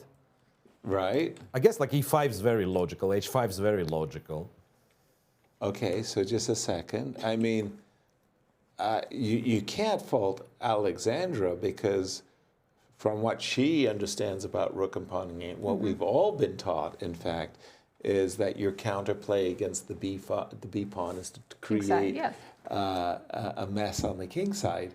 By the way, Garyachkina has 1 minute against Anna's 4 minutes. I mean, both in time trouble and apparently very difficult endgame. But have they made? They haven't made. They did reach move 40, so that is just. So we have to wait for the clocks to go under. I think they got their 30 minutes and just went down all the way here. No, we still have some time trouble. We had time troubles just yet, so that is. By the way, in other news, Lagno blundered her advantage against Bibisarian in time trouble. Now she's completely lost if the game's not done yet. So a lot of unexpected results in the women's sections, which makes me want to look at the standings if we can once again, because like now it's like everything is so blown up. Yeah, precisely. So Bibisara had what, 5.5? If she wins, she'll be on 6.5. She was in the trailing pack, right? Right, with leaders having 7 points. So she'd be. So we'll have three-way tie, Muzichuk, Vashali, and Georgina, and then Bibisara would be half a point behind with 2 rounds to go. Wow. So unlike in the open section here, you can have like up to 5 names of potential winners. We don't know. Right. But in the open section, it does look like that it's not over for Javokhir at all. Anish is making it very interesting. He's taking his time. He knows right now he has a chance of his lifetime. And it's right here. He found the move Queen A7 check, which is kind of a hidden move. Played it quickly. And he did play it quickly. King has gone to H1. 5 minutes, almost 6 minutes for Wei Yi. They're not getting increments added until they meet the first time control move 40. And we've been looking at Queen E3. Far away from move 40, still 8 moves to go. This game can be over in 8 moves. Queen E3 looks like an absolute scorcher of a move. Attacking the queen, wanting back rank checkmates. This looks to be the only move. King H8, and I was looking for deliverance. By the way, we're watching Anish Giri's game. I see on the screen Prague. Yeah.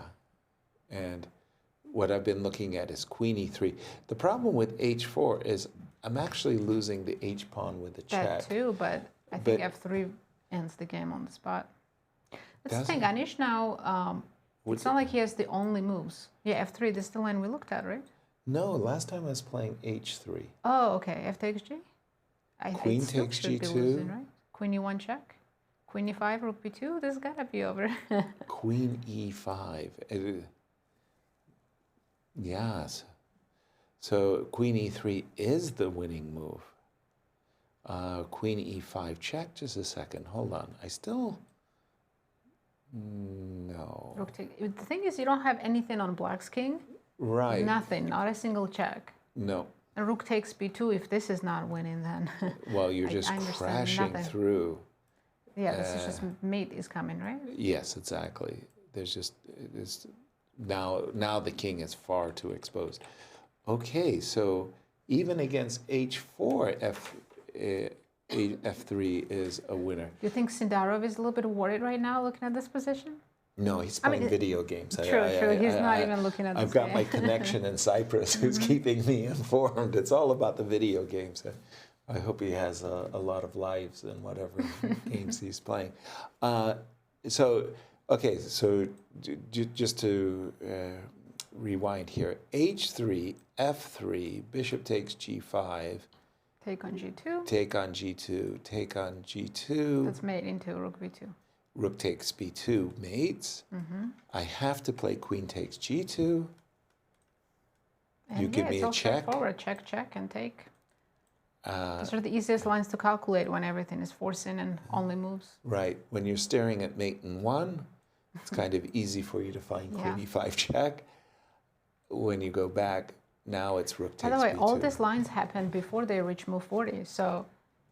They've got to calculate in Anish has twice trouble. as much time as Wei Yi, but Wei Yi does have only moves. It's not time that's his problem right now. His position is completely lost after queen e3. My final great act of defiance, c7. You don't take Rook my b1 queen. check. That's. I will take with the check. Yeah, I saw another check, but. Yeah, that's also. Yes, completely winning actually for Anish. No trickies for Wei Yi, and our special guest for today, for those joining us late, was Maxine, MVL. And Maxine was saying that Wei Yi has not played according to his standards and what he's capable of. And I think this game is indicative, more or less. Yeah. Well, we'll keep an eye on all this. We're going to take a, short break. You can enjoy Ben Underwood segment. I think he has some puzzle prepared for you. We'll be back shortly. Okay.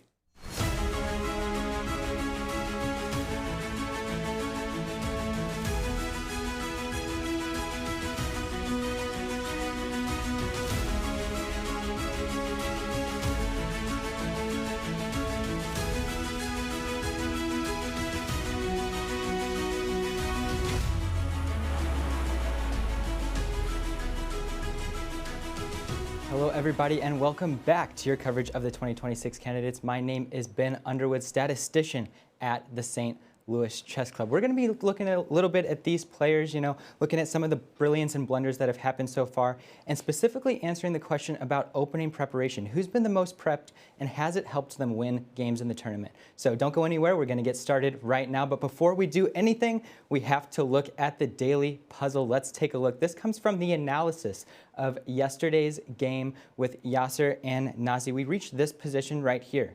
Now, what do you think is Black's most intuitive move? Yasser played it without hesitation. King takes that extra pawn, which loses the game instantly. So our puzzle for today is you to find the winning move for White that wins the game. Go ahead and take 3 seconds, pause, try to figure it out, and we'll be right back at the end of the break solving this one together. Total tournament blunders is up to 50. I was wondering if we were going to reach 50 by the end of the tournament, but with 3 rounds to go, we've reached 50, and we had a couple really significant ones in round 11, looking at the Bluebaum and Prague game. Now, Bluebaum on move 33 lost 44.5% of his expected score, and Prague turned right around, missed the continuation, and lost half of his expected score as well. We're going to take a look at that sequence right here. Rook to e8. Why is this a blunder? Well, after the rook takes here on f7, d5 is the best move, and you are threatening the queen, but after the queen takes here on g5, you must take the rook that's now sitting on f7. You're going to trade that queen for the rook and the knight, and after that, you've given away 2 pawns, you've given away a bad trade, but Prague missed all of this. He stepped out of the way with queen to f3, losing that expected score. This game ended in a draw, but had a couple brilliance even after this sequence. One with a bishop attraction that ended in a forced repetition. I encourage you to take another look at this game because it was truly beautiful, even ending in a draw. Let's take a look now at the opening prep. This is the average moves to the first deep think. So how do I define a deep think? This is any move where a player thought for 8 minutes or more, or if they thought for 5 minutes more than once. So Anish Giri, on average, doesn't think for a long time until 14.5 moves into the game.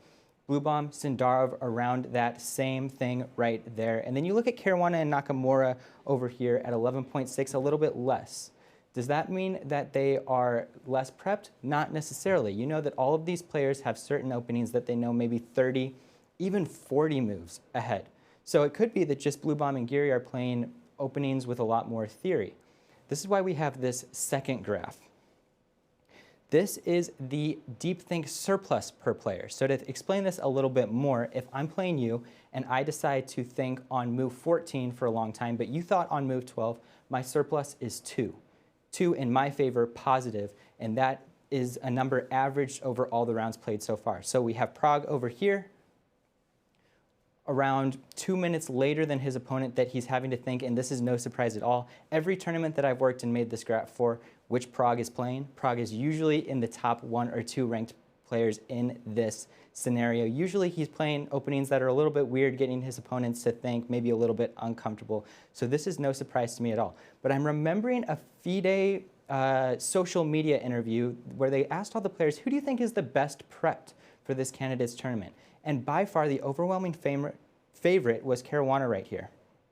I think even Nakamura got a few votes in there too, but looking at the numbers, it seems that they're less prepped by 4 to 3 moves on average. Of course, this is just a signal of opening preparation. There's a lot more that goes into it. But looking at the time that a player thinks first versus their opponent could be a really big signal into how prepped they are. The numbers are looking a little bit different than what the players previously said in those FIDE interviews. But let's take a look at the overall time spent per player per move up to move 20. So Sindarov on average on the clock is a half an hour ahead of his opponents. You go up the graph, Wei Yi around 13 minutes. His opponents have around 13 minutes more than him by move 20, but Sindarov is crushing everyone in this statistic at 28. And if you remember, yesterday, he was down on the clock. So on average, he has been so far ahead of his opponents. So what does this mean for not only the candidates tournament, but for chess? It's showing that time is a huge factor, maybe in comparison to the quality of moves that you're playing against your opponent. Sindarov now crushing this tournament has also been a lot better on time. Now, there could be some outliers that go into this. Nakamura, on round 5, move 13, thought for 67 minutes versus Sindarov. If you remember, this was this H4 move that completely lost the game for Nakamura, even admitted that this was outside of his prep and he had to think for a long time. Wei Yi versus Sindarov, round 6, move 18, also 46.6 minutes. Esipenko had a few thinks over 40 minutes, which were the 3rd and 4th longest of the tournament so far, and then Caruana last round at 38.5. But I'm starting to see a little bit of a trend here. Look at this. Sindarov, Sindarov, Sindarov. He is putting his opponents into positions that make them very uncomfortable and make them think for a long time on a single move.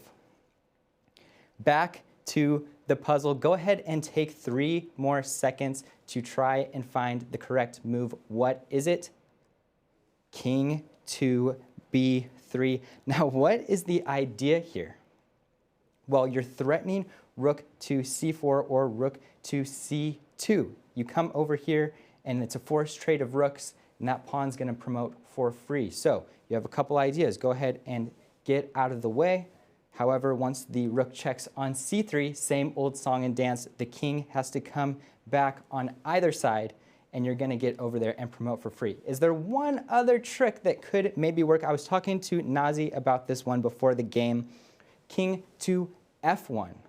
What's the winning move here? You must play king to B2. That rook is unprotected. It's going to try to get out of the way over here on A5 or something, but then after rook to C1, same exact thing, forced trade of rooks, and that pawn is going to promote for free. This was a beautiful analysis by both Yasser and Nazi earlier in this game yesterday. Now, before we head back, let's take a look at the tournament projections before this round started. We have Sindarov at 99%, Giri at 1%. Of course, if Giri were to lose today after Sindarov's draw, the tournament is completely over. So Giri must pull out a draw at least, or even a win would make their matchup tomorrow a little bit more interesting. Let's take a look at the rating progression of Sindarov after this draw today. We saw that pre-tournament he was around 27.45, going up to round 7 where he had gained a whole 25 rating points. Lost a little bit over a series of draws, one again getting him up to 27.73, and then drawing two players higher rated than him. He is up to 27.75 right now. If he wins another game, he could overtake his countryman Abdusatorov for the fourth highest rated player in the world. Depending on how Caruana and Nakamura do, he could even get number 3 or number 2. This will be one to watch out for in the next 2 rounds. But for now, we are going to throw it back to the studio with Yasser, Nazi, and Miro for continued coverage of the candidates.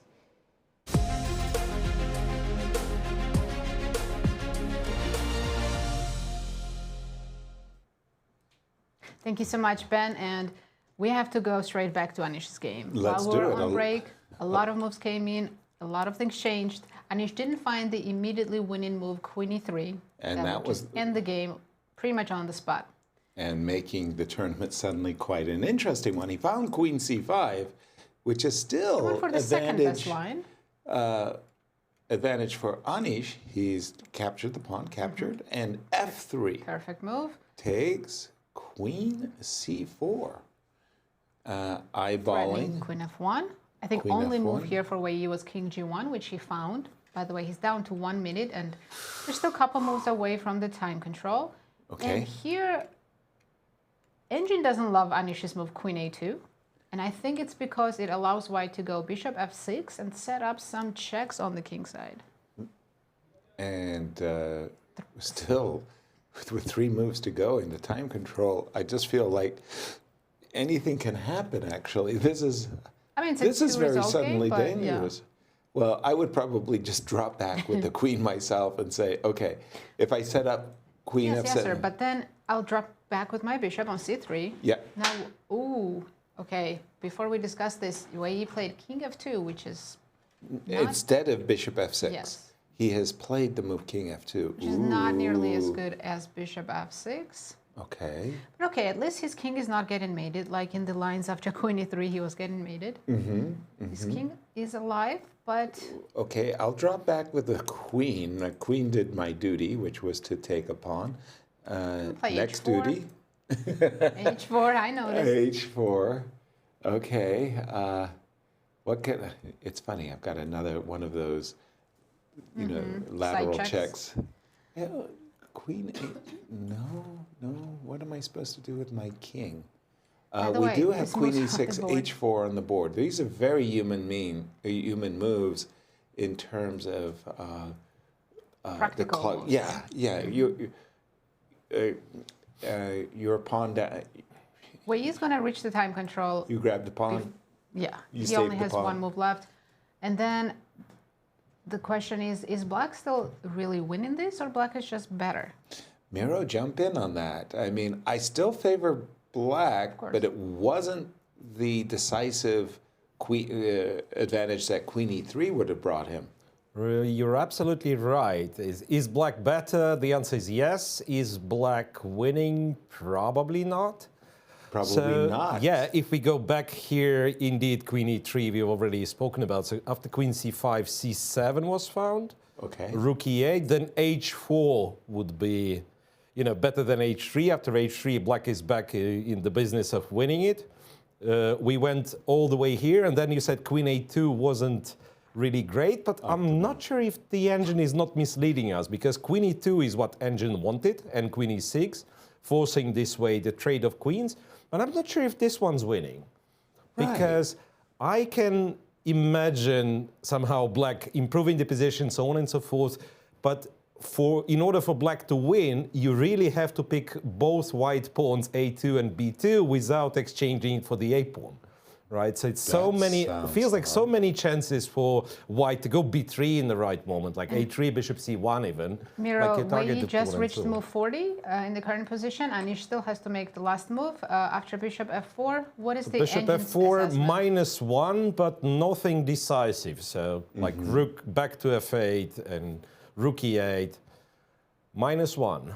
-1, I would think it means a sort of a fortress of some kind. He played Queen B6 check, but he can take the pawn on B2. Check. So. You gotta go to G3, and then Rook to D8? If you were to give this check, then king h3, and yeah, you have the perpetual, but not more than that. So after queen b6, king g3, rook d8. But Yeah, is queen G1 still tricky. Still tricky. Apparently, you have to go queen c1 Yeah, I was in about order to guard g1. Yeah. Yeah, guarding G1 makes sense. Queen C1. Yes, well, white's kind of holds, but yeah, obviously not happy. Right. And I mean, white has counterplay. There's always checks on the two diagonals. And I am seeing that the players are They have reached been time given control. their extra 30 minutes having reached time control, They're gonna and slow now down they now. will be getting their increments They just of did, 30 yes. seconds. Question in the current position, why is king g3 forced? Can I just play king f1? Sorry, let me just refresh my board. You're saying in the current position, Yeah, why am I even allowing queen g1 check? King F1. Apparently it's not good, but it's not clear to me why. Yeah, just pause for a second here. I was trying rook d8 in the previous line when the king was on g3. Maybe it's the same, Still the right? same, rook d8, okay. Rook Say I d8. go queen e2. Queen e2. Okay, so you're sneakily having your You can ideas. ignore my ideas. Do your thing. What is my thing? I would like to maybe trade queens. Okay. King g2. Okay. I'm avoiding the queen trade. So your king ends up on Yeah, the it's- g file it's anyway, okay. right? Yeah. So yeah, I don't think king g. I mean, according to the engine, king g3 is the only move, but for us, it's not clear why. Exactly. It's not clear for me either why that But he's would be played true. king g3, the best move. He avoided the curse of move 41. You know how Yes. often blunders happen on Oh, move 41? tell me about it. I mean, I grew up in the era of move 40 blunders. Yeah. For me, move 40 blunder is just as common as move 41. Because you get this time, and instead of taking your time to think, Yeah. you're still in the speeding mode. Exactly. Yeah.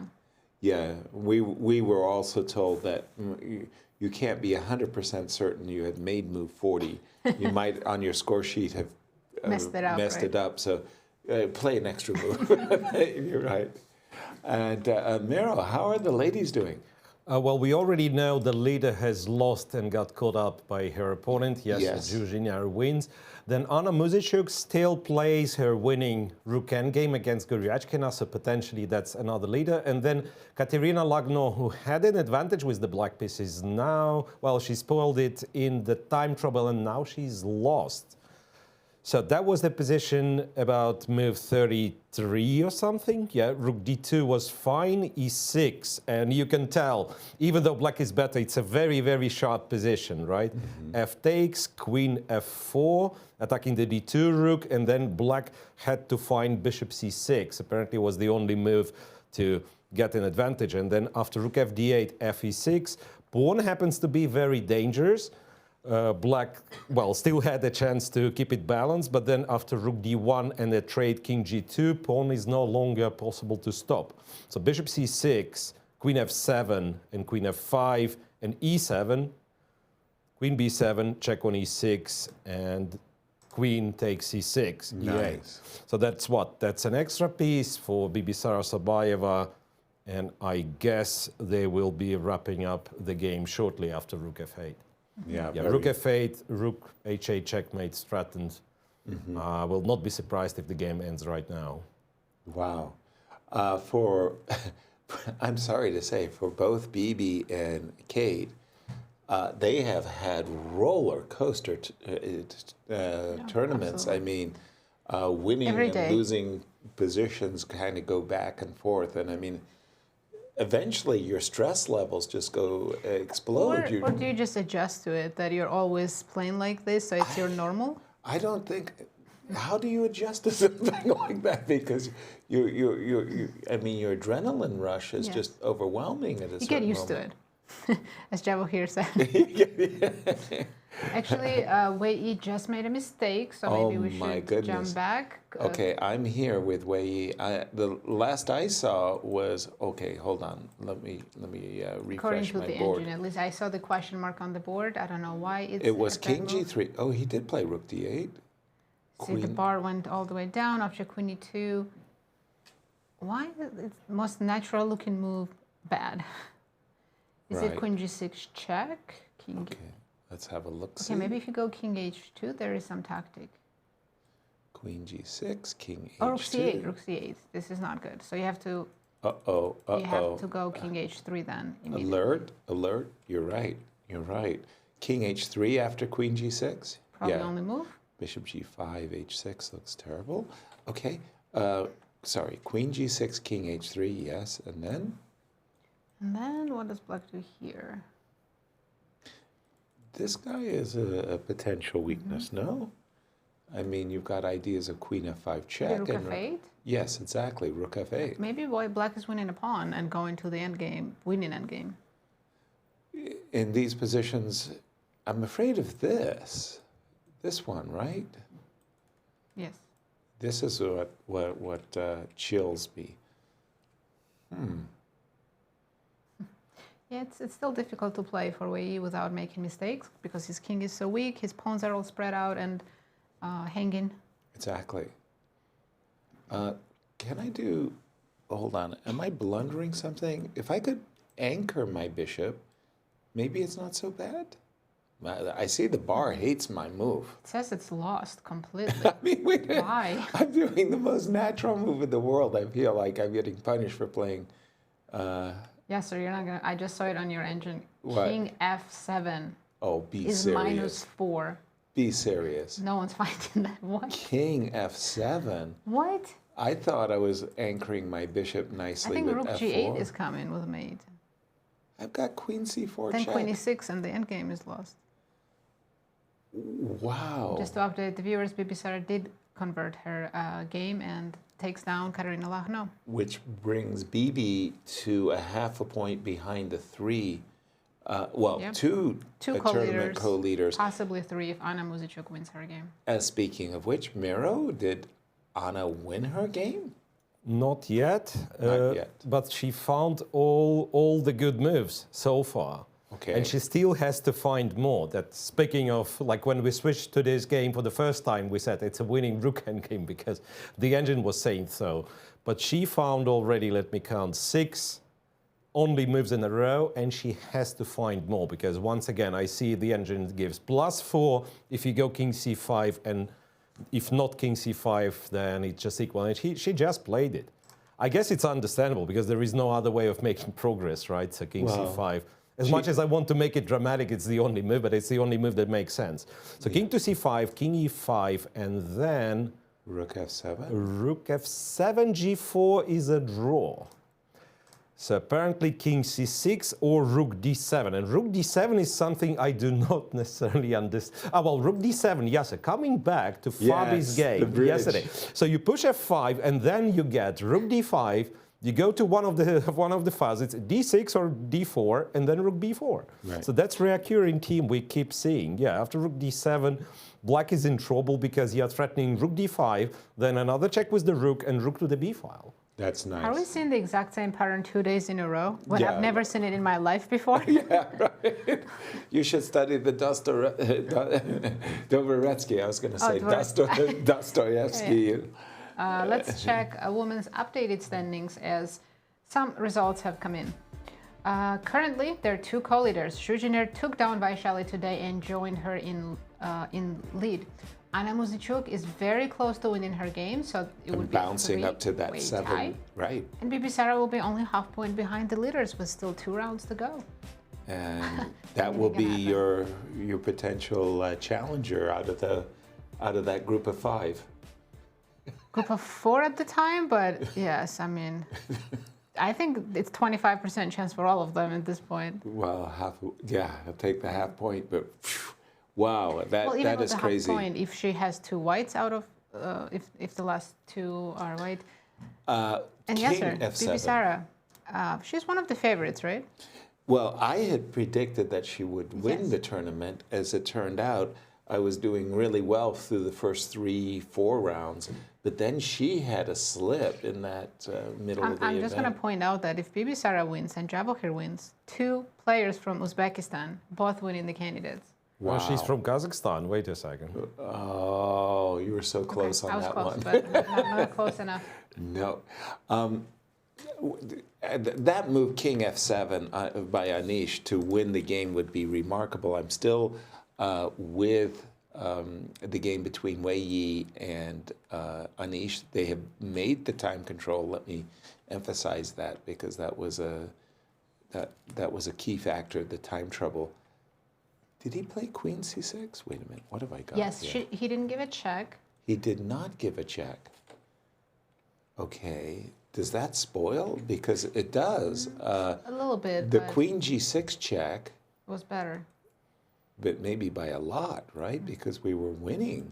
We were driving the king to H3. Well, if you find King F7, you're winning, but Yeah, with Rook F8, unnatural. right? Okay, but he's done Queen C6, and he said, okay, your turn. What are you going to do as white? it's very hard for me to play here with white because there's... I can't connect the moves for white. It's just random moves I'm making with the queen.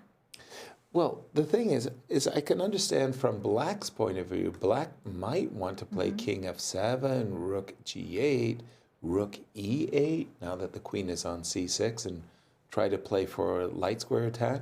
I mean, as a human player, I mean, I'm about what's my weaknesses. The pawn on B2 is weak. No, Maybe king, too many weaknesses for white. Yeah,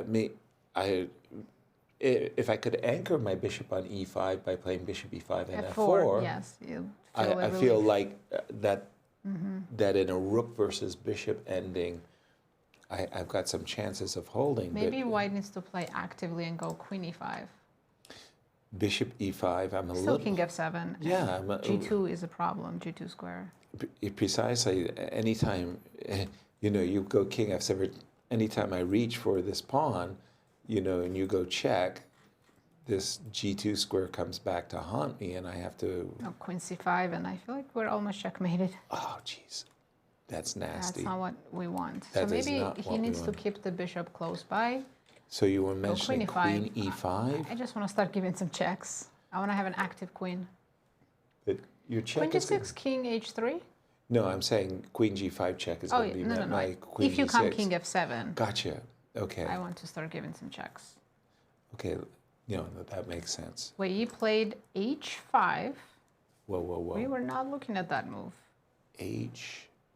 Okay, I understand why he played it. He's stopping queen G6. But it's not a good move according to the engine. Black can play rook D5 right now. Uh-oh. Did he... Is he losing the pawn? Yeah, did he create a target? I mean... Anish missed it. He played king F7 very quickly. It's a hot potato, this game. Yeah. Guys, I feel like we are getting obsessed over computer moves too much, because if you forget computer exists, I think we've pinpointed like a few moves ago that black is better and we have no clue how to win. Yes. Yeah. And that's what happens, right? I mean, there are some accidental tactical opportunities that like happen and then go away.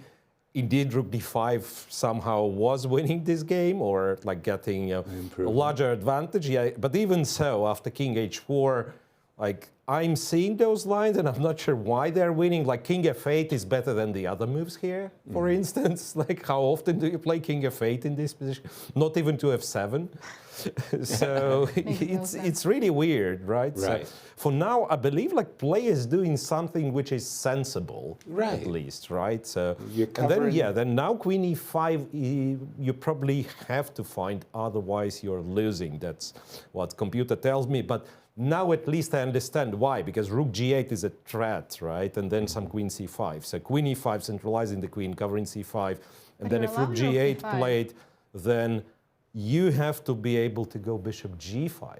This is not trivial. But Miro, also you're allowing rook D5, which was winning a move before. Queen e5, rook d5, queen e4. Ah, come on. Queen e4 pinning the rook and targeting h7. Yeah, that's super tricky. I'm almost sure, like, whenever we see kind of a tricky engine line, this is something that will not happen on the board. A quick question for ourselves. After the move queen e5, I find myself drawn as black to the move queen d5 to try to trade queens. Would you think that... No, I can't trade. That looks very lost. That's my question, if you felt it was lost or not. Maybe especially with the pawn on h5? I'm not too sure. So you would probably avoid the queen trade by... c3 maybe? c7 check. Queen to c7 check. And if rook d7, apparently queen c8. So that you keep the rook under attack. And this is how you're holding. Gotcha. And I guess eventually he doesn't mind to push the pawn on h6. Like queen f5, h6 is what computer does. Queen f5, h6. Yeah. Kind of funny because it suddenly gives king g6 a square. Rook f5, rook d5. Again, I'm trying to trade queens. Queen c3? Now wait a minute, wait. No, but back to c7 with a check. It's always a check on c7, yeah. If you block with the queen, then queen c4 again attack the rook, or queen c3 threaten queen g7. I believe we as humans, we want clarity. We want queens off the board, and then we say, okay, we anchored the bishops that this is a draw, or vice versa. Black gets to b2, black is winning. And Compi says, just play. Keep the queens, like always look for tactics, never blunder anything, which is unlikely case in a human game, right? But that's what makes computers, I mean, they're better than us in many regards, but this is something that we absolutely cannot compete. In positions like that, where you have to withstand the tension for a prolonged period of time. So if you give me the position and say, Miro, find 3 good moves or 5 good moves in a row, maybe on a good day I can do. But like playing the position like that with utmost precision, no, we stand no chance. Yeah. King f7, and Wei Yi is actually facing an incredibly important test. It's exactly at this moment. I could find queen e5. I don't think that that's a hard move, but the crazy part is it's the only move. In a position I kind of feel like I have choice. I mean, I may not have a great amount of choice, but I didn't think it was the only move. It doesn't feel like yet that white is that lost that you have to look for only moves. Exactly. But here it is, a big moment. And again, for those joining us late, huge result in the ladies. There's actually, sorry to interrupt you. No, it's okay. Please. I just spotted bishop g5 was also an interesting move because you don't have rook g8. I've got queen e7 mate. Yeah. He found the only move, by the way, queen e5. Queen e5 did Wei Yi, yes. But you mentioned that bishop g5 could... Yeah, why is that losing? Rook e8, I thought the move queen c6 and king f7 was inspiring the move rook e8. Queen d3? Oh, that's h-pawn is hanging. Excuse me. H-pawn is hanging. It's probably like still rook d5 and you allow me to check you on e7 and it's not scary. You just go to g8. I'd be scared. Yeah, because I'm almost checkmating you with h6 there. There is queen d6. Yes, that's the problem. So. Wow. That's why Wei Yi found the only move queen e5 and now still great test for Anish. It's a good thing that he doesn't know he missed a win. No. Because if he was aware of queen e3 just ending the game, right now he would be panicking. But he thinks he's doing everything right. He's using all his chances. Absolutely. We have also remaining game. Tan Chongqi just won her first game in the tournament. Oh, let's switch to... Yeah, that was her first win, which is unbelievable, honestly. She's the former world champion. She's number 2 by rating in this tournament, my pick. But she just had a bad tournament. Truly. This was the king walk. When we had left it, she just, that is to say, Tan had just achieved like marvelous setup. A very passive bishop for white. And Tan managed to break through this position with g6 on the king's side and then went for a checkmate. Wow. Okay. Very one-sided. I'm 100% with you. I mean, Tan was very impressive. She came to St. Louis. She played in the Sinquefield Cup. She was Karen's Cup, yeah. Karen's Cup. What am I saying? Sinquefield Cup. Karen's Cup, and very, very impressive. As you say, former world champion. What is she doing in last place? That's No how tough wins. this event is. Exactly. You can be a world champion and be in the last place. Remarkable. But congratulations to Tan as she makes a bad tournament a little bit respectable. Absolutely, and as we still wait for Anna Muzychuk, these are the results so far, and Zhuzhiner and Vashali are currently sharing first place. Bibisara is in third, and we expect Anna Muzychuk to join the leaders in first place. Let's go over some game that we didn't have much time to pay attention to. That was Esipenko against Prague. It started as an exciting game then. A very exciting game. We were in expecting a fact. draw, and I think it's heading towards a draw right now. Are they winding down towards I think they're a draw? repeating Rook A2, Rook A1. Gotcha. So that's going to be a perpetual. Rook A2, Rook A1. So just to a score, it's 4-2, by the way. Yeah. Black has a lot more guys Pawns, yes. than you But they're do. double pawns and two of them are hanging. So maybe All right, do we expect this to be a draw? Let's check Fabi's game, because while Anish is thinking, we have neglected Fabi's game today. that's Mateus. It's wow. He's been under a lot of pressure the entire game. So we had talked about this position where, unfortunately, this pawn on d5 is a target in the center, and I always like these positions for white because the majority on the queen side plays a very, very lackluster role. You can play a2, a4, but okay, let's get to the current position. F5. Wow, f5. Wow, okay, queen back to e6, takes. The current position. It has I to be mean- calculated. If we take everything on d5, who's winning? Who knows? Actually, it's Fabi to play, right? And he Right. played king f6. Oh, that's on the board. In fact, king f6. Okay, I thought I was up to date. That's strange. It's on my Why board. doesn't it update king Yeah. f6? Okay, king f6. It's hanging on d5. I but see from the thermometer Triple zeros? Well, dead even, but I like White's position. What am Yeah, I I'm with missing you. something? Like, what's going on? Even Why- just e5 looks like white could still press.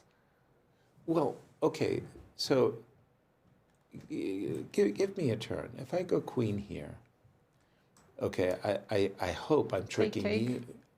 I hope I'm tricking you, and I'm not tricking myself.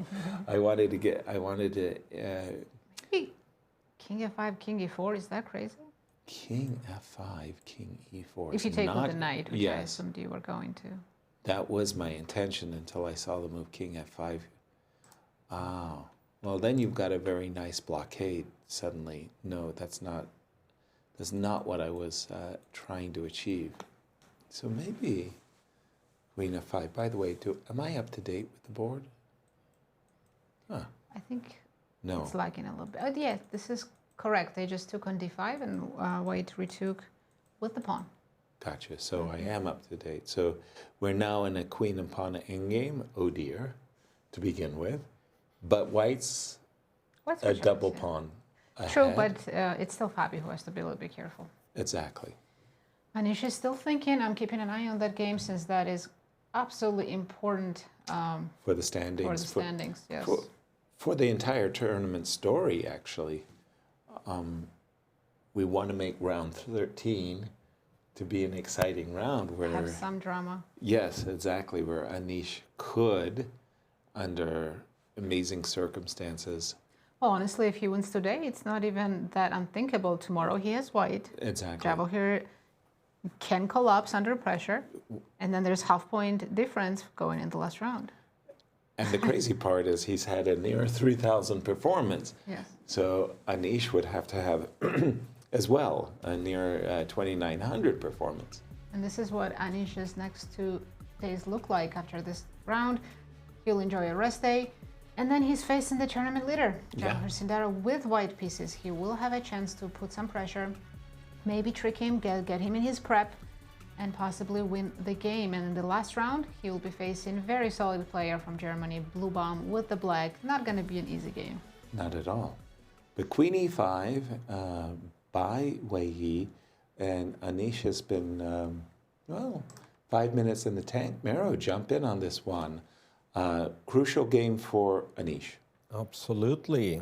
Well, as we know, most advantage objectively has been lost by Anish, right? Not finding, I think rook d5 was the last kind of important move to find here.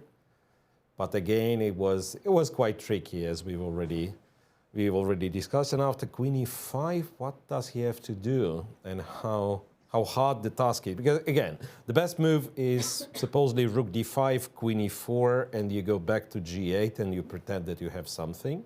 Okay. Okay, Yasser, good news for you. Here, computer finally approves that you can go bishop e5 and f4. Finally. And yeah, and somehow here we start understanding, okay, we did anchor the bishop, we covered the g6 square.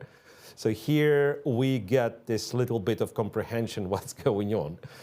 Yeah, but instead of rook d5, if you were to go rook g8, then bishop g5 is perhaps strictly only move. Which is very difficult. But Miro, we have a move. Anish played queen d5. Which is such a natural move. Yeah, to we were my eyes. trying this one, and we said white cannot trade and has to find all this like queen c7 and stuff. Yeah. Right. Queen c7, rook d7, queen c8, and Are so these on. natural moves to you, Miro? Well, what's natural is not to trade the queens, right? Yeah. That's something that I understand. Like if I trade the queens, so I guess yes. He played like queen c2. He played queen c3, you mean? 2. Oh, check here and queen c2. And queen c2 allows queen takes h5, pardon Why is he me. giving up the pawn? Pardon me, it allows queen h5, but you can take a4. See, he might not be wrong scary. here. He gets rid of this a pawn. So black theoretically has a passer on h7, right? I mean, Not just in theory, in practice. No. I'm thinking like what are pros and cons? Yeah, like a4 pawn obviously was very good for various endgames, right? Yes. Now with the h5 pawn, is that the one?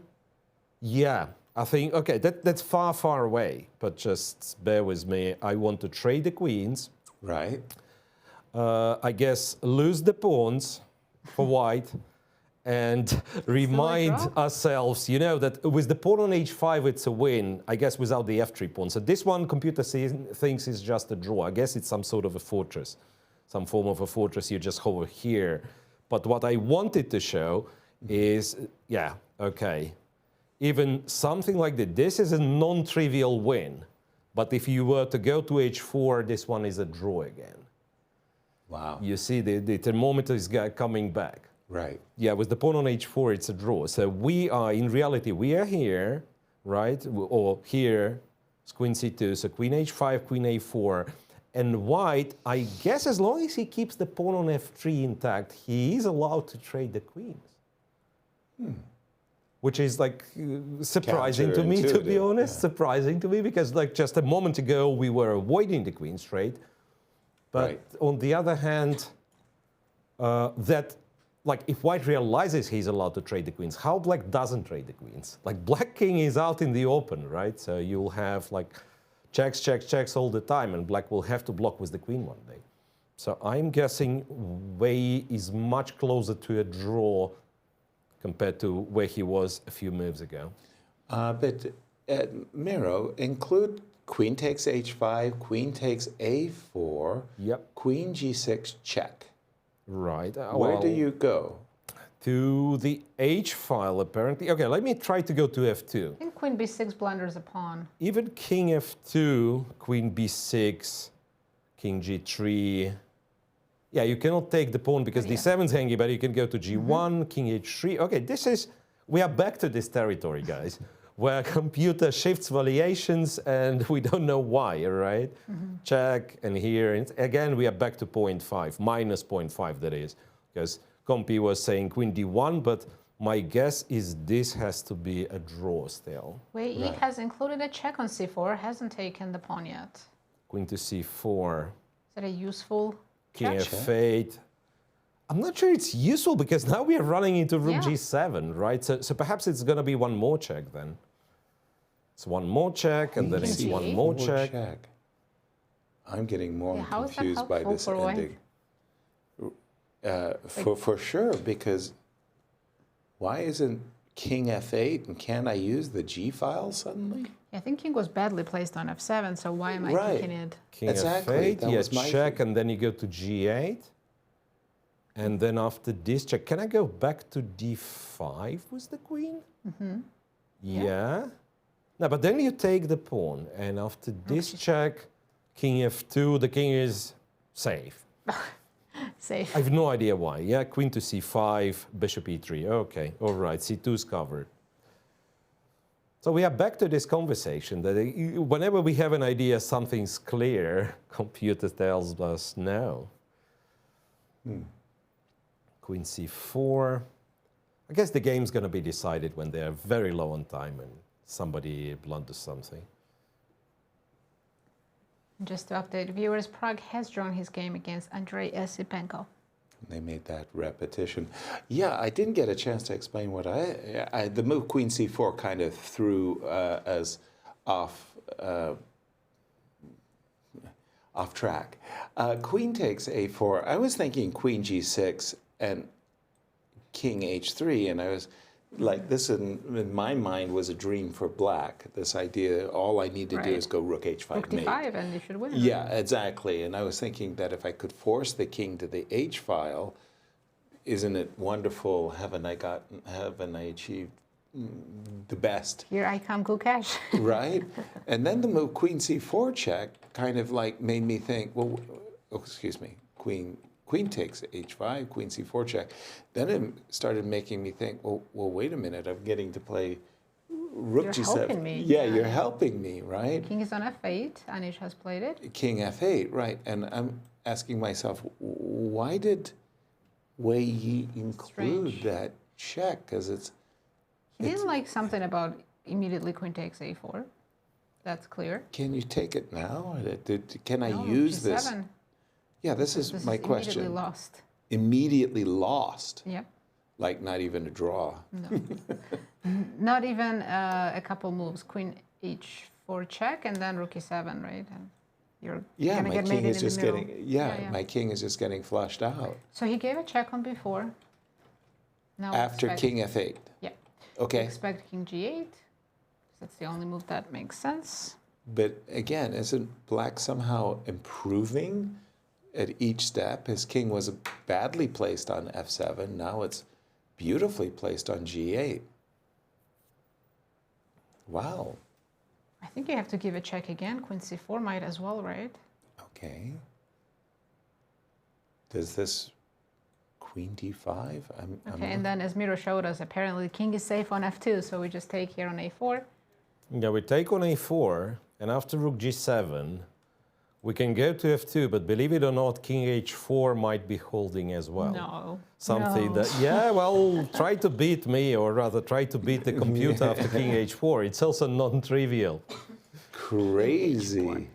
I mean, who plays H4. like this in the game? Yeah. Okay. I mean, even this, black goes h5, and why is black not winning?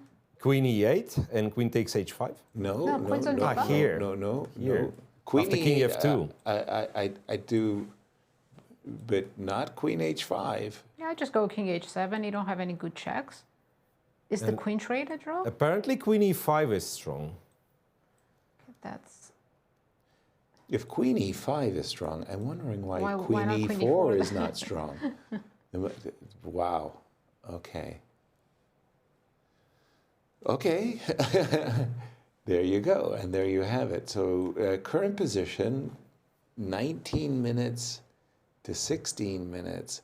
Something tells me that this game is going to be decided in the 6th, maybe 7th hour of play, and I can feel and what for would be the your two. guess for the result? Is it Anish wins or they draw?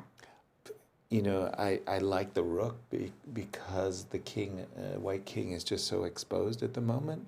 Just based on how the game has been going, where Anish missed a couple of winning opportunities. Yeah, it's like he builds up, gets the winning position, lets it slip, but he doesn't let it go all the way to triple zeros. He just keeps enough of an advantage that he always has a chance. But remember, that's how Wei Yi was against Hikaru. Like, he got that lost position and then he managed to save it. Right. When it looked like he wouldn't. No, that's one of the things that really separates these grandmasters is their tenacity in holding terrible positions, lost positions. Wei is thinking about, so for Wei, the result doesn't really matter as far as the standings go. For Wei Yi, yes. So he's thinking, I'm just playing a spoiler for Anish right now. Yeah, I think we've all played spoilers at one time in our career. On the other hand, if he loses, then he's helping Anish against Sindarov. So, I wonder what he's thinking. Or maybe he's just thinking about himself and his rating. Well, here's our current, and we do have King G8, Queen C4, but this is our current situation with two results. With some games still going on, but Sindarov's sitting pretty with 9 points out of 12.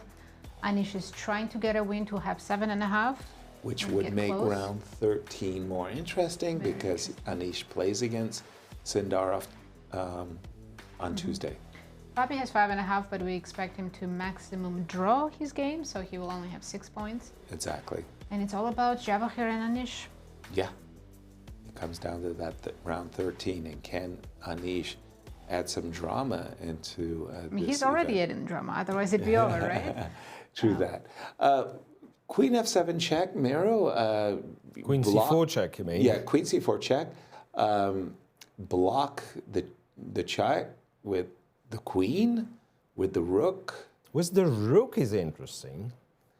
The reason for that, why rook f7 is interesting, because we were expecting Wei Yi to give a few checks and then eventually munch the pawn on a4, right? But Precisely. now, if you take on a4, you actually do lose in the same fashion. Rook g7, king f2, queen h4, we've seen that.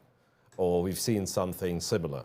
Right. Right, so the king gets into the open, check here, I guess, king d3, and then, okay, it's still not trivial, some queen h5 needs to be found, but yeah, you get a good guess that with the king on d3, something bad's gonna happen. Right. So after rook f7, apparently the way to hold, or the way to be close to hold this one is to give a check on c8, rook f8, queen c4, yeah, and you keep checking, and if queen goes to f7, this is where you take on a4. Okay, this is also not easy. This is where you take on a4, and here turns out you're unbothered with these checks because king f2. I like how Wei Yi is now playing fast and Anish is the one spending more time because, yeah, Wei Yi can afford to go into time trouble here. His position is hanging by a thread, so he needs to have time on the clock. But Anish down to 14 minutes. This is his first time he's lower on the clock. Of course, he's very nervous right now. He knows this game might be slipping away from him. He probably felt earlier he was very close to winning. Yeah. What do you do in this position? No, I'm confused. So what happens if we block with the queen after queen d5? Queen c4, queen d5. We said queen takes a4, pawn, right? Yeah. We said queen takes pawn. Yeah. And if h5's played? Yeah, it looks scary. h5, king h7. I just want to be safe with the king, but maybe it's nothing. Well, the thing that confuses me is that in this position, I like the centralizing queen move, queen d5, is I was thinking I'm going to use the g file, and there are times that you want to play rook g7, and there are times that you don't. I mean, this strikes me as a time. King h4, Miro. No one's ever going to play that. I mean, no, but king f2 was fine. Yeah. Oh, king f2 was, yeah. I mean, I thought you had. No, my both mind are playable. exploded. And I liked your h5, Yeah. and I thought, oh, okay. I mean, on a good day, I get to go h3 and rook G2 and sign my score sheet? Isn't It's like this 2 moves away from black winning. right? And I didn't understand why this wasn't good Apparently for queen Anish. e8 and queen e5 holds. Yeah, that was Or the maybe thing. even queen e4. We got here, and queen e5 was the move that held the game, and I didn't understand why queen e4 didn't hold. I If think that it was does. I true, think it does. why isn't the other equally true? Definitely. Both will do. I wonder, just let's put that on the board for just a moment. Queen e5 takes, oops, excuse me. The difference can be that big between having the pawn on f3 or e4. It's Guys, we have the technology. We can check with the database. Both are theoretical draws. Queen e5, trading the queens after queen e5 or after queen e4. Are both good. Is that table based saying that? Yeah, Yeah. that's seven-man table base. Yeah. Okay, that's a relief. I mean, you know, it's So we do understand something about chess. a smidge. Yeah. Okay. Current position. And she's thinking after queen c4 check. Yeah, it's not an easy decision to offer a queen trade, cover with the rook. Or, well, king move just invites more checks, right? Yeah. I think we were here before. King f8 would be a repetition. And you don't want to go to h8 because you lose to queen c8. Good point. Good point. Good find. But okay, rook f7, very reasonable move. Very, very reasonable. And then for some reason, queen c8 check. And now that the queen has been dragged, presumably from this great Sure, square. one moment. Why can't we play king g7 here instead of that last move? King g7 here. Or you just take on a4 since the rook doesn't have a check on the g file anymore. That might be Yeah. just it. The simple queen takes a4 again. Although I am seeing the barometer, The engine lies at this point. It keeps going back and forth. Once you make the move that it says it's much better for black, then it says it's equal. So it's confused. annoying. No, but doesn't queen d4 force you to return to one of the previous positions? Queen d4. I don't think rook f6 can No, be bishop e5, considered. No, rook f6, bishop e5. That makes no sense. King f, yeah. You're right. Point. King g6. Sorry, just Let's keep walking, yeah. now that we're already here. Ah, all right. And then, yeah, then you have to take on a4, and there is no queen g6. Okay, so it does not force the previous position, but it makes a difference, queen d4 check. Right, Because now queen a4, and you don't have queen g6. right. Once again, why this one is a draw, no one knows. I guess because you trade the queens, and then you check with the table base, and it says it's a draw, so you believe it. So yeah. Okay. Whew. Wow. Okay, we're going to leave this one alone because my head is spinning. I'm calling We'll for be back mercy. on this game very shortly, but let's check how Fabi's doing. Let's do it. I think he's found a way to force a draw now in the We queen endgame. left it queen ending right about, no, it was these here. parts, yeah. G4. Yeah, opening up white's king completely so he can give endless checks. Okay. Yeah, put Wow. f2, right? This is the current position. Probably queen f1 or queen e3 should be an easy draw. Hold on. Queen f1, queen g2 check. I'll take in king f6. I think I'm Oh, you're winning in the that. square. Now you're... Whoa. You do have d5. Yes. Is that But then I create the other passer on the queen side. a6? And black is definitely not What are you losing. talking about, guys? There is king f7, king e8, black just wins. Yeah. No, don't you. blunder Thank this you, one. Miro. Yeah. King h3, queen f1 should be just a So then it's perpetual check. just a perpetual check. That's Yeah. it. Yeah. Okay, that will... and so what we were just tasered for Yeah. just that split second. The king is in the square, right? Not only that, after king f6 and d5, you simply go king f7 and take both pawns. Now, yeah, normally it might be some kind of a zugzwang and black's king. There would be a pawn on f7. Yes. So if the black pawn was on f7, that was what caused us... Actually, if the black pawn was on f7, white is winning, because white's king just comes to the queen side and you have no moves. I still have 2 pawns though. But what Miro said was, look, no guys, just play king f7, king e8, king here. Yeah, that's definitely a draw. We can jump back to Anish's game because moves are coming in. Okay, Wei Yi, back to Wei Yi and Anish, and they have... Anish chose the rook f7 move, covered with the queen, and now queen takes a4. Only move. Yes, sir. Are we going to see the king on h4? No, I'm F2, right?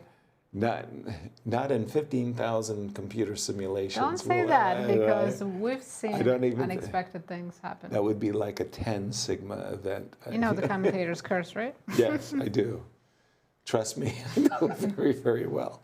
Okay, we will never see this capture ever. Okay, now it will happen. Yeah, of course. What if Anish goes immediately queen g7 and takes the pawn on b2? Good plan. That's a darn also good with plan. the check if you go to f2, so maybe you should go king h3. Okay, but this is like a dream come true. All I have to do is go rook h5 mate. That's scary. I'd be scared. Queen g7 check. I like it. See, I think in chess, the idea is that, you know, you keep testing your opponent. And you make them uncomfortable with the tests that they are thinking to themselves, oh, I'm probably losing now that you've put my king on h3, right? So I like queen g7 check.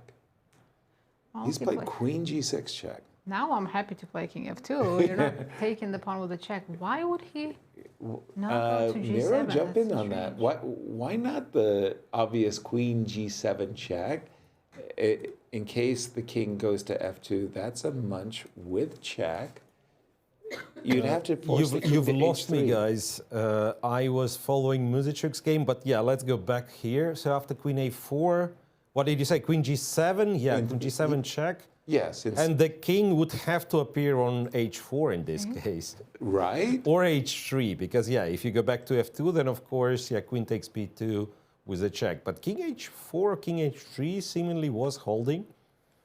What I see now that Anish has played queen g6 check, apparently this drops his advantage even, like almost all of it, because now you allow white to go back to f2. I'm completely stunned by this game, let me tell you. It is too confusing. Too many questions for us as well. I'm going to go back to the game of Mateus and Fabi for just a moment, because I do believe perpetual check is now completely inevitable. That since white can never cover with the queen. Yeah, he can't block any of the perpetual checks. I mean, he can, but he will lose, so he won't. He will lose. Right. Yeah, he's played queen d3, and I think again, I'm gonna shake hands. This is Officially a draw. So we got 3 draws in the open section, and all eyes are on Anish's game. Can he win and improve his chances to win the candidates? I'm okay. A little bit of a mystery going on in this game, but for Wei Yi, I would be absolutely resistant to playing the move king h3. Because you're so close to getting mated. Absolutely. It's very scary. Right. I would only look at king f2 here. Exactly. And Is yet this is the rook moment c8? that he wins, that he thinks, sorry. Right. Is he worried about rook c8? Yes, let's check rook c8, rook coming in from the second rank. Okay. That looks like a very good move. Why is this not losing? Maybe the bishop. I can use the bishop as a blocker. Do we So if I want to go, use? well, I'm not saying I want to necessarily. So let's say I just centralize, and if for argument's sake you play rook c2, I'm not saying it's a good move or not. I can block. You can, but this looks like now I can maybe run with the h pawn, and how? Because white's king is so badly placed. I don't know. It's hard for me to believe this is so close to equal. Yeah. Well, your king is a little bit exposed. I also have a check. You do have a lot of checks on the d file. Yeah, that helps definitely. I mean, I'll borrow a Without page. that. I'm going to borrow a page from my, I think there was a book. The title of the book was Draw! Exclamation An mark. exciting So book. Yeah, very exciting book. But the idea was you had all of these bad positions, but increase your defensive awareness that you, and most of it was based on these perpetual checks, these unusual perpetual checks. So draws. So yeah, I think it's Queen D4 against Rook C8. Miro, a hugely important game to the career, most especially of Anish Giri, because he has been a potential for, well, in fact, let's turn it to Maurice in Cyprus. Thanks, Yaz. Well, Anish's game, of course, is huge and could be hugely impactful on the tournament. A win by him would absolutely set up this incredible battle in a couple of days against Javokhir Sindarov, who is leading at the moment by enough points that Anish, 2.5 points, that Anish will have to win and then win again in order to stay alive and even make it a race. I can tell you the press room gave a palpable gasp when Anish missed the move Queen to E3. As you guys have looked at, Queen to E3 would have just sealed the deal, and then instead he's played Queen C5 and ended up giving his opponent this many chances, and now it's just likely even, although he still has chances, of course, because the White King is a bit exposed. But Queen E3 was such a monster move. No doubt he was worried about the possible perpetual check lines that could have transpired right after that moment with Queen D5 check and Bishop G7. But still, you think this is a chance to contend, and to miss that opportunity really has once again deflated everyone watching. As much as we want to see the greatest chess possible, nobody's rooting for anyone, just for drama of some kind. But I will say the drama, the ladies are providing it. And these wins that are happening every single game, this round was just amazing. And clearly we see another win coming with Muzichuk about to seal that deal. That has everyone's attention as well. 2 days remaining and the ladies playing for it all. Nobody knows what's going to happen. And it's just simply super exciting to be watching that side of the tournament. So we'll see. Can Anish somehow pull a rabbit out of her hat in this one? Or will he be regretting the missed opportunity that could have put him in contention in this tournament? Back to you guys in the studio. Thank you so much, Maurice. Yeah, I can imagine the press room and everyone watching that live and waiting for the Queen E3 move. And Maurice said that nobody was happy when Anish didn't play that, except Sindarov. I'm pretty sure he was happy. Wow, that's great. That's great. I'm looking at this game of Anna Muzichuk? Yes, she won the rook for the B pawn some time ago, but her opponent last move, F5, is trying her tricky, best. Right? Exactly. Alexandra is trying her best to... So just show our audience, if you take on F5, it's simply G3 and game is a draw. Draw. Yeah, you definitely don't want to allow this, and a draw is inevitable. But she has played Rook check, which is winning. Yeah, that was the good move, I want to say. And you force King H3. You don't want to go King H1 because of King G3, right? Rook A5 here. Yes, precisely. And the difference is that if you play G3 and the desirable G2... And in the mate. But if you go H4 first... Yeah, and then you get... in time, King F3. Exactly. Right on time, like one tempo, exactly on time. Right, and your very next move is... So King H2, Rook G5, and that's it. Exactly. Yeah. That was so close. True that. And clock times. Is down to her last minute, finding all the best moves. And Miro told us earlier she found 6 or 8 only moves in the rook endgame to get to this position. Honestly, she found many more. And that's one position or one game that is quite misleading. You can get quite misled by the engine because every move Computer says it's completely winning, it's completely winning. But if you follow the database, the table base, like white really has to be precise. So now she repeated it twice already. She went rook a2 check back, king h3, rook a3, king h2, rook a2, king h3, and rook a5 now. Does this win? Yes. I think it does, yeah. It was like, to show something funny, so here I've opened the table base and I thought, what happens if she repeats it twice already so she can no longer go rook a2? Let's pretend that rook a2 would be a threefold repetition. Apparently, white's still winning with rook a4, the move that nobody would play, but it's a table-based win. Really? Rook a4, yeah, and the point being somehow that, yeah, like basically h4, you just take on f5, and then the rook proves very useful on the fourth ring. Yeah, rook a4. But yeah, but rook a4 is such a funny-looking move. And then the idea after rook a4 is g3. Yeah, if you go king h3, then, yeah, wait a sec. Yeah, rook a4, king h3, and this is where you go. You again move the rook. No, come on. You still have to find this rook a5 idea. Anyway, so she did find it, and now I'm tempted to say there is no more tricks left, but you never know. She's played rook a5, yeah. Yeah, she did play rook a5. No, seriously, it's a fantastic endgame technique from Anna Muzichuk. She was given a chance. Originally, I'm still not sure if this endgame was winning around move 40 when they've gotten there. Mm-hmm. But then whenever she's gotten a chance, she sees the advantage. She, well, never let it slip. Wow.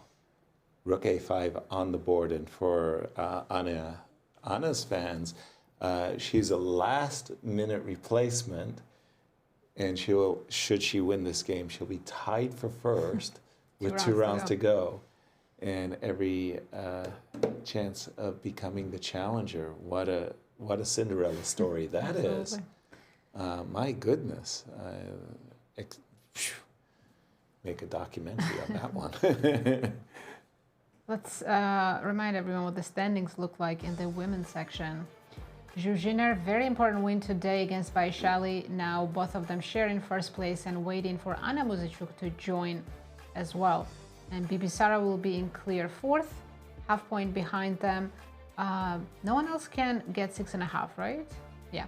So it'll be among these 4 for the next 2 rounds. Exactly. And again, winning on demand with the black pieces, you got to tip your hat. Today. Yeah, big time. That was simply huge. We do have Wei Yi. Yeah, I was about to say we do have Alexandra played the move g3, and we do have this. I'm expecting rook takes, threatening mate, so that after h4, king f3, and the idea is that after king h2 zugzwang, you get this move. I think this is in Voretsky's book. I've seen it before. Yeah, exactly. And after king h3, whoop, that's it. Sorry. Go back all the way to the end. It's not complete. I can play g2, and you can't take it. Show one more trick. You're right. Whoop. That's a stalemate. So you have to waste a move, go rook g5 or something. Exactly. Wait till king h2 and only then take. Take with a check. That's you end up mating. Let's go back to Anish. Wei Yi has decided to keep the king on h file. He didn't go to h4, but he played king h2. Oops, sorry. I think I've got some analysis. Move because I see the thermometer didn't go anywhere. So instead of, after queen g6, instead of going king f2, he did go king h2. And it's so scary. All black needs is rook f5, rook h5, checkmate. Right. But somehow black's king is a little bit vulnerable. It has nowhere to hide. So let's play h6. Let's just say, okay, I'll put my king on h7, and then I'll start to, okay. A little maneuvering. Right. Yeah. As soon as you get the rook on f5, then I'll have to be able to give you checks. Right. So let's say queen c4. Queen start with that. c4. So now we know any queen trade is a draw. Yes. So I'm avoiding queen trades. King h7. Give you another check. I do want to push b4 actually and create my play as well. Okay. Okay, rook f5 is coming next. Trying. Also, rook g7 is coming. Oh, I think I messed Trying. up already. You still have that queen e4 Queen business. e5 with queen e4. That's the only move probably that saves the game. Yeah, like I don't know if this is. Oh, my bar did not like Oh, this. take rook g4 and maybe that's lost. Oh dear. Because we'll You're lose absolutely both, right. Yeah. Pawn is on h6. It's not on Not h5. on h3 or h4. Oh, nice, nice. h6 is an amazing move. So, but no, this is getting Very scary, right? Because queen e5, I got to go rook here. You got to I go have to bishop defend with the g3. bishop. Yeah. By the way, Anish has played h6. Okay. Still, Miro, Anish is still in there with a shout. Well, you just covered everything. Yeah, after h6, Sorry. there are traps, but yeah, as long as white doesn't blunder, he's fine and spot on with your analysis, guys. So check rook f7, and now indeed this one loses with queen e4 because takes rook g4. And funny enough, remember I was talking how like it's a draw with the pawn on h4, but if the pawn is on h5 or h6, black is winning. So after rook f7, he'll have to find queen e5 so that rook g3, rook g7 can be answered with bishop g3. Bishop g3. And this one holds. Wow. This one holds, but again, it's not like it's holding, meaning white makes a draw. It's just like you'll have to play it. So white will be under pressure. Black will be trying to create threats. And yeah, it's a very, very hard task. 9 minutes against 5 on the clock. But it's easier for black, of course. They don't need much time to make moves here. It's white who cannot afford to get into serious time trouble. Right. So if we go b4 here, let's say. b4. Yes. Okay, with the same similar ideas. If I go king h7, yes, king h7, b5, rook g7. Sorry, show me that again. Then queen e4, because I should be close enough. B5? Breaking news, guys, breaking news. Yes. Muzichuk blew it away. Be serious. No. Yes. Yes. How's that possible? Well, Goryachkina found yet another last trick. I told you, like I was looking through the table base, and it was tricky. So this position where we said curtains, everything, there was this king g2. Very tricky move. Now if you take h5, it's a draw, king f2. Anna found rook a5, h4. And she forgotten to play king g4 first. She's given this check, and she fell for this trick. King h3, king f3, g2. So check, king h3, that's the live position here, and then king h2, king g4, now g2, and it's a draw. I'm speechless. So she found up to 20 only moves, and then one slip, and it's gone. This is devastating for Anna and Anna's fans. How is it? At the moment of her crowning glory, when it's really, she's done all the hard work that she could. Oh, chess is cruel. This is too cruel, honestly. So over here on move 65, Just all she simple has to king do is G4. go king g4, and now after king h2, well, simple. You have to find rook h5 after king h2. Anything else doesn't win. And then g2, and this is where you take, and then you go king g3 precisely. Yeah, h3 works as well. Yeah. Wow.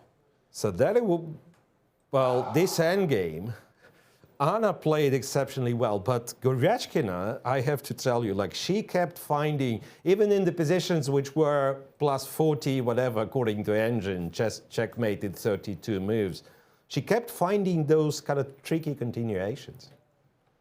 And eventually she got rewarded for this. Yeah. Yeah. Incredible. Truly. Yeah, wow, I mean, I'm still in shock. I mean, to play the endgame so well and at the very, very last end, just not find king g4, rook h5. That was the only thing left. Let's not forget, it's because Anna's playing with 30-second increment. She never got to increase her time to actually have a think. And with 30 seconds, you know, you're playing intuitively more than calculating, and she messed it up. Wow. Yeah, so this game concludes now after king f1, and you have to take on g2. Absolutely. This is actually the only draw in the women's auction. Yeah, And it could have been a win just I mean- 5 minutes ago.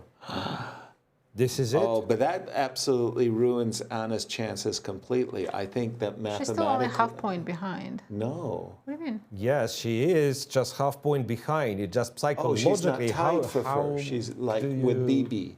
How do you come back from that one? That's the thing. How do you recover after this game? Wow. Okay, we'll get those results. But the point is 2 players now are tied for first. Only 2 players tied for first and 2 players sharing third. Exactly. Oh, wow. Still 2 games to go. It's twice already that Anna was very close to winning, and the first one against Divya she lost. Today she drew.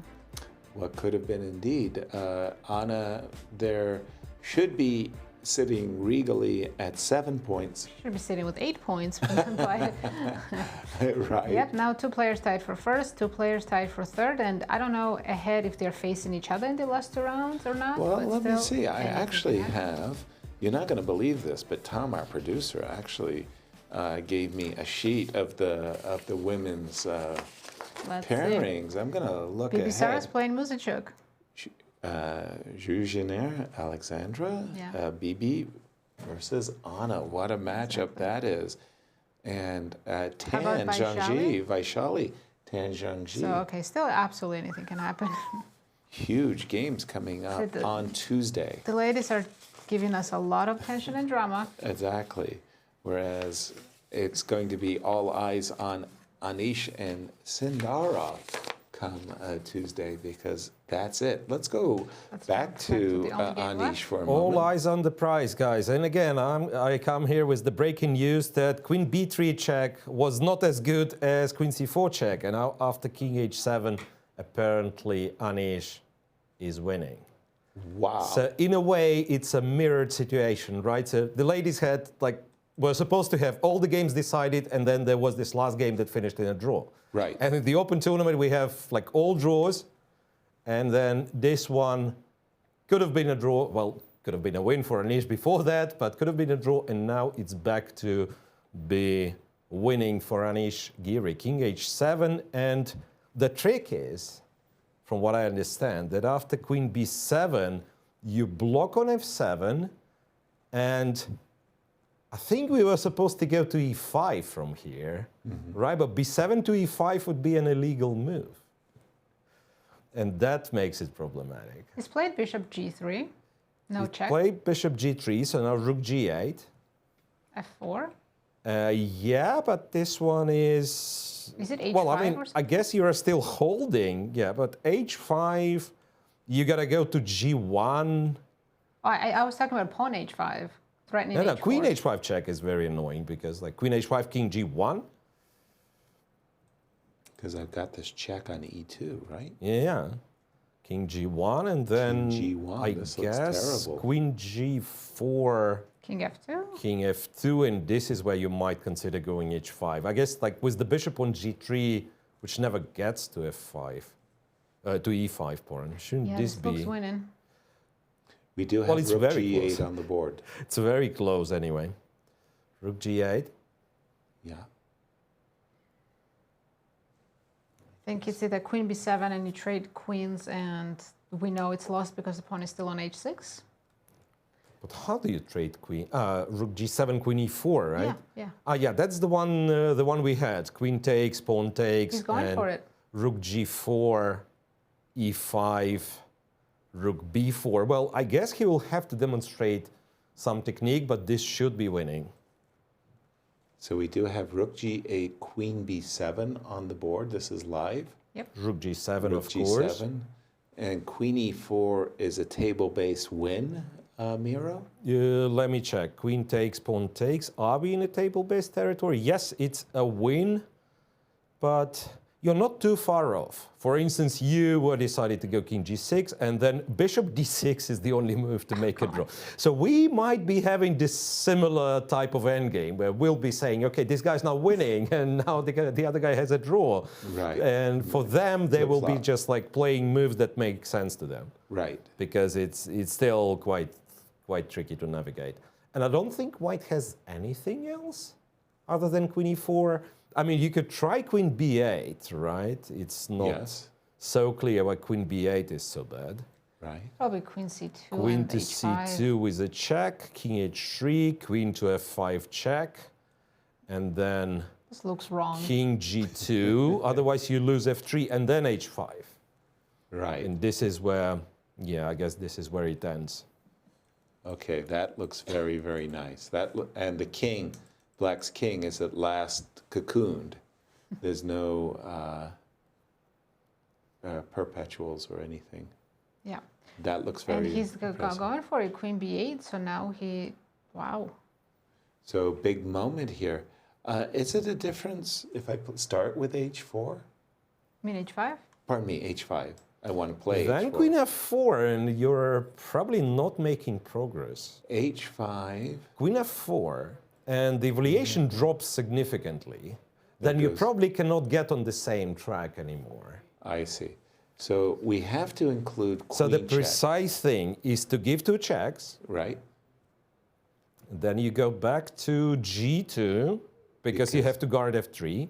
Yeah. Black goes h5. Now you go queen d8, stopping h4. No queen f4s anymore. because Yeah, we take- and then black goes check, king h3, queen g6 again.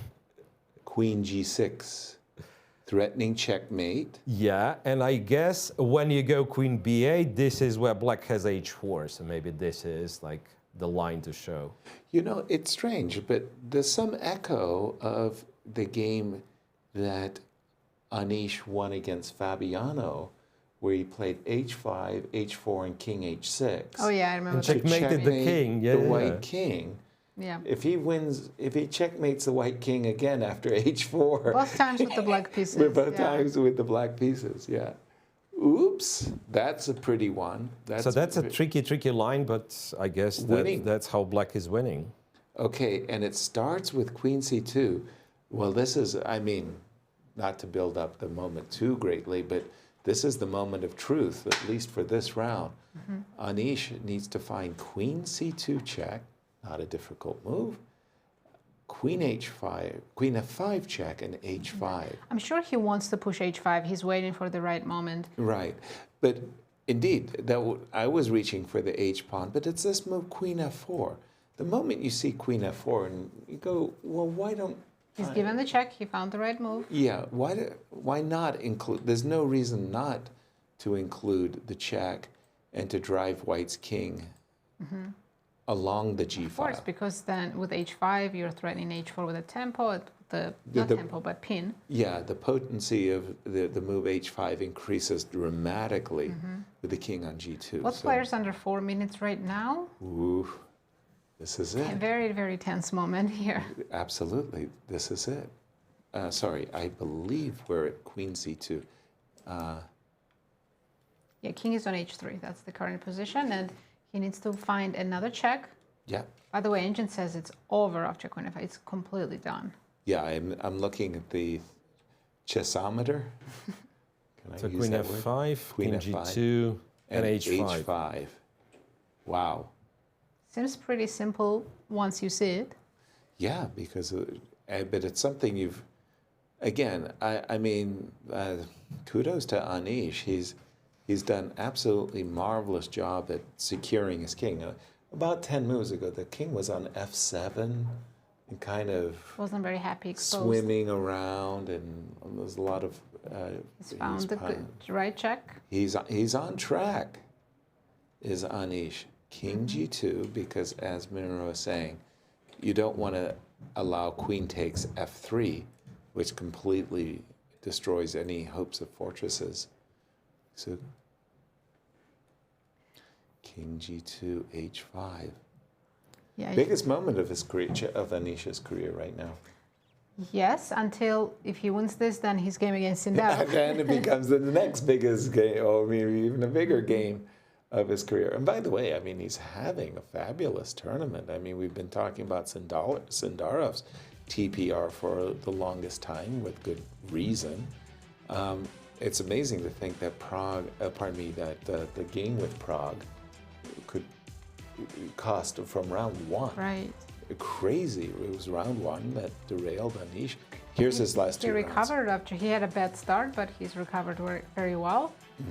And yeah, today seems to be converting his advantage. This is TPR. As you can see, Sindarov has the highest, 29.42, but Anish is second at 28.18. That, as far as I'm concerned, is playing like a world champion. TPR of 2,800 plus. Yeah, that's just fabulous. I mean, if you're going to play well, you want to play great at the biggest tournaments of your career, and this is as big as it gets. Would you be hesitating to push the h-pawn, knowing that if queens come off, it's a draw, because you pushed h5? The crazy part is I'm actually aware that it's a draw if the h-pawn is on h3. I play h5 knowing that the queens come off. It's still winning. It is? Yeah. I thought it had to be on h6 to be winning. No. H5 is winning. H4 is a draw. H4 is the draw. H4 is a draw. Well, I like given that all the other pieces are like that little piece of trivia, has been drilled into so me. then what's the hesitation going? Yeah. I thought that was the hesitation here. No. all right. He might not see one line that I'm ready to share with you guys. Please. So after h5, what did we say? Not to resign. You have to go queen d8. Yeah. Yep. And then black really has to exercise in chess geometry, because you go check c2, back to g6, and then we said, or I said, queen b8. I made it up, guys. Queen b8, of course, loses to h4, right? Right. But why don't I go queen h4? And then yet again, this time this check, king here, this check, and then eventually you get to f3. Nice. So this check has to go like a pendulum back and forth to c2 and to f5, then to c2 and to g6, and eventually we get into f3 pawn. And by the way, technically speaking, the game is still going, because there is no checkmate of any kind. It's just like, yeah, it is a winning position, but still some technique needs to be shown. I guess not so complex technique, because now you're definitely allowed to trade the queens. All right. Well, thank you for that, Miro. We're going to take a very, very short break. Very short break. Don't go anywhere. An intense game. We'll be right back. What will happen? Ooh.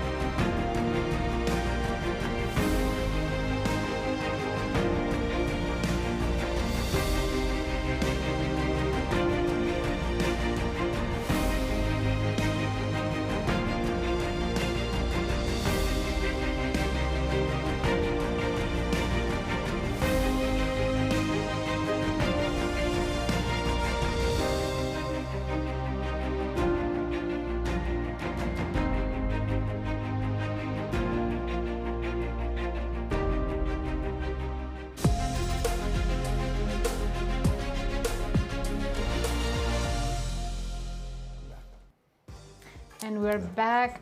Round 12. What an exciting match we're watching right now. It has been extraordinary. Absolutely. But let's check the women's standings because all the games have finished there. There was a very dramatic finish. Anna Muzichuk was one move away from winning and joining the leaders, but she messed up in the last moment and now is sharing third with Bibisara, while Zhuzhiner and Vashali are sharing first.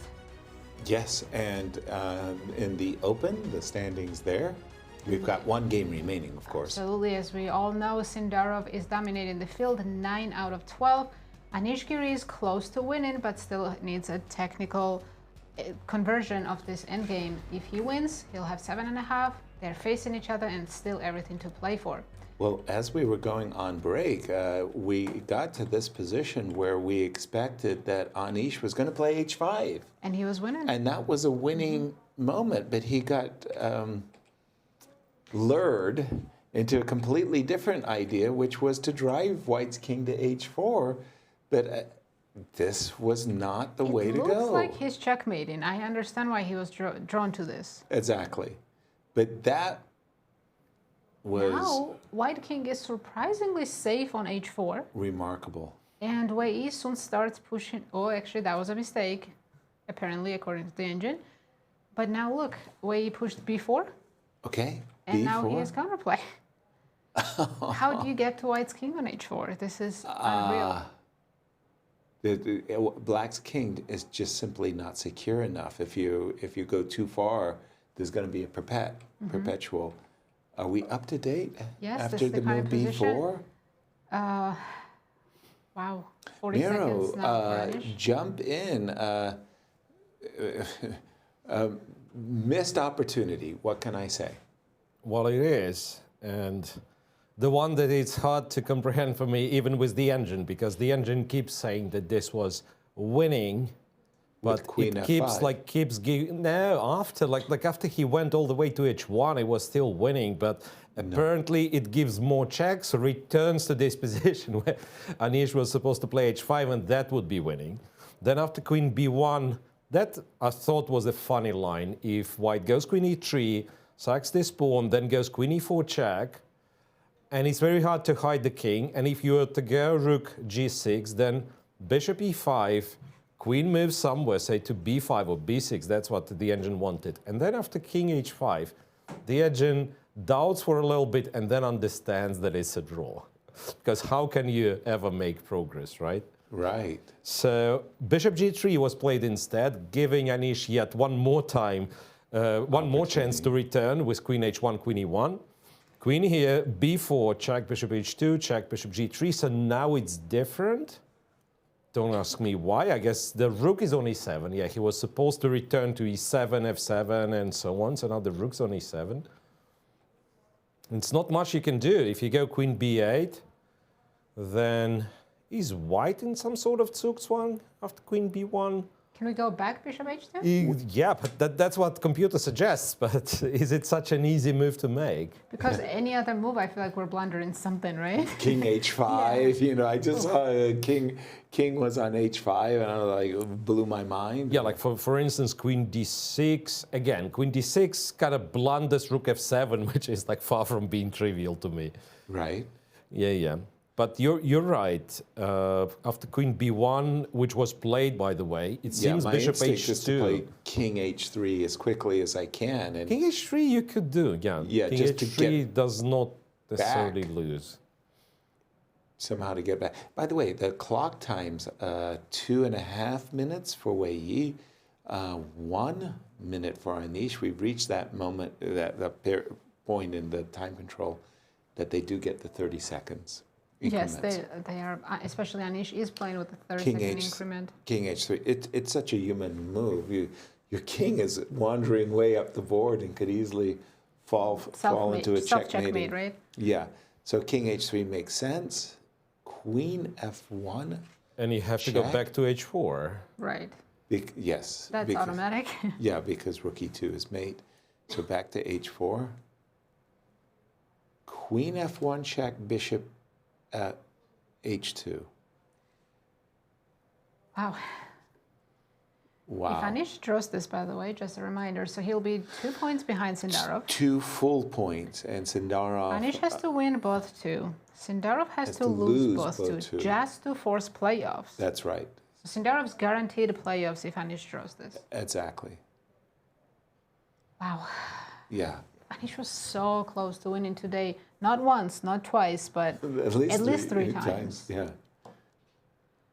I feel that as a chess commentator, he's extracted the maximum amount of angst that we could probably possibly have produced. Not just from us. Can you imagine his family watching? He's father of 3. I'm sure everybody's watching.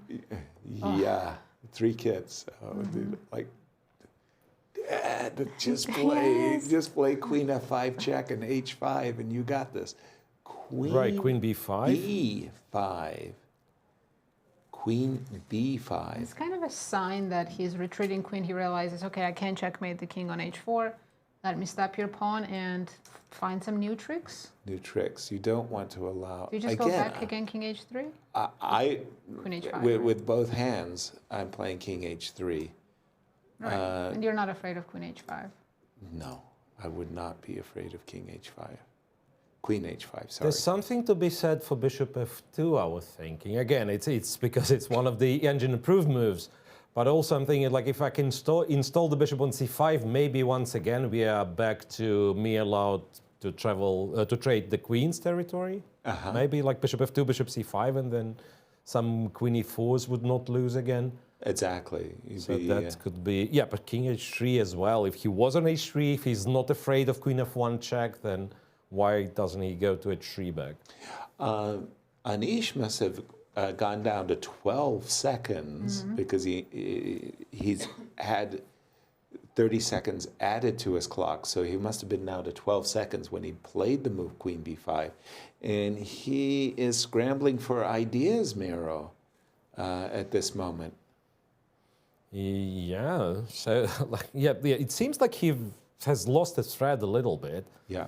Because it looked that he found all the good moves, all the right moves, but then something, he disliked something. So basically, again, if we go all the way back to this moment, I think, or where was it? Here, he had it. After king G2, all he had to do, okay, we tried to make it look easy, but he had to play H5, and that was a moment with clear-cut win, right? So instead, he returned here, went queen D1, and from then on, computer shows some large numbers in black favor, but it's nowhere near as clear-cut as after H5. Right. Okay, king H3, queen D5, king G2. We are back to... He has to try H5, right? It's something. Because otherwise he can't even change the position. Exactly. I mean... H5, rook G7, try something. Rook E2 check. Now I'm tempted to play bishop to G3. Bishop to F2, pardon me. Bishop G3 to F2. I should have said. And he's done that. Because you go back, rook E7. Yeah, you start to think about this queen going to C7 check suddenly.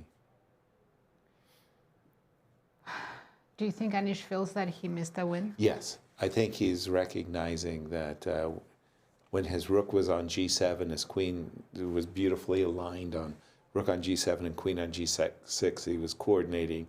I'm sure he felt that he was winning there. He just missed queen F5 and H5. Sometimes we get overjoyed with our position. When Anish played the move H6, he probably really liked the fact that he had just given his king. Setup. Yeah, and then he suddenly forgot that, well, H6, H5 with the bishop on G3. No, I think it's not really that he forgot. He got very curious with queen D1 and mating ideas. Yeah. And he got carried away with that. Because if he didn't see that idea, H5 is the only thing he can play. Yeah. Yeah. Yeah, he got lured into a false path. Way. Do we have... It was rook E2, rook E7. So I'm assuming bishop G3 is just a repetition, right?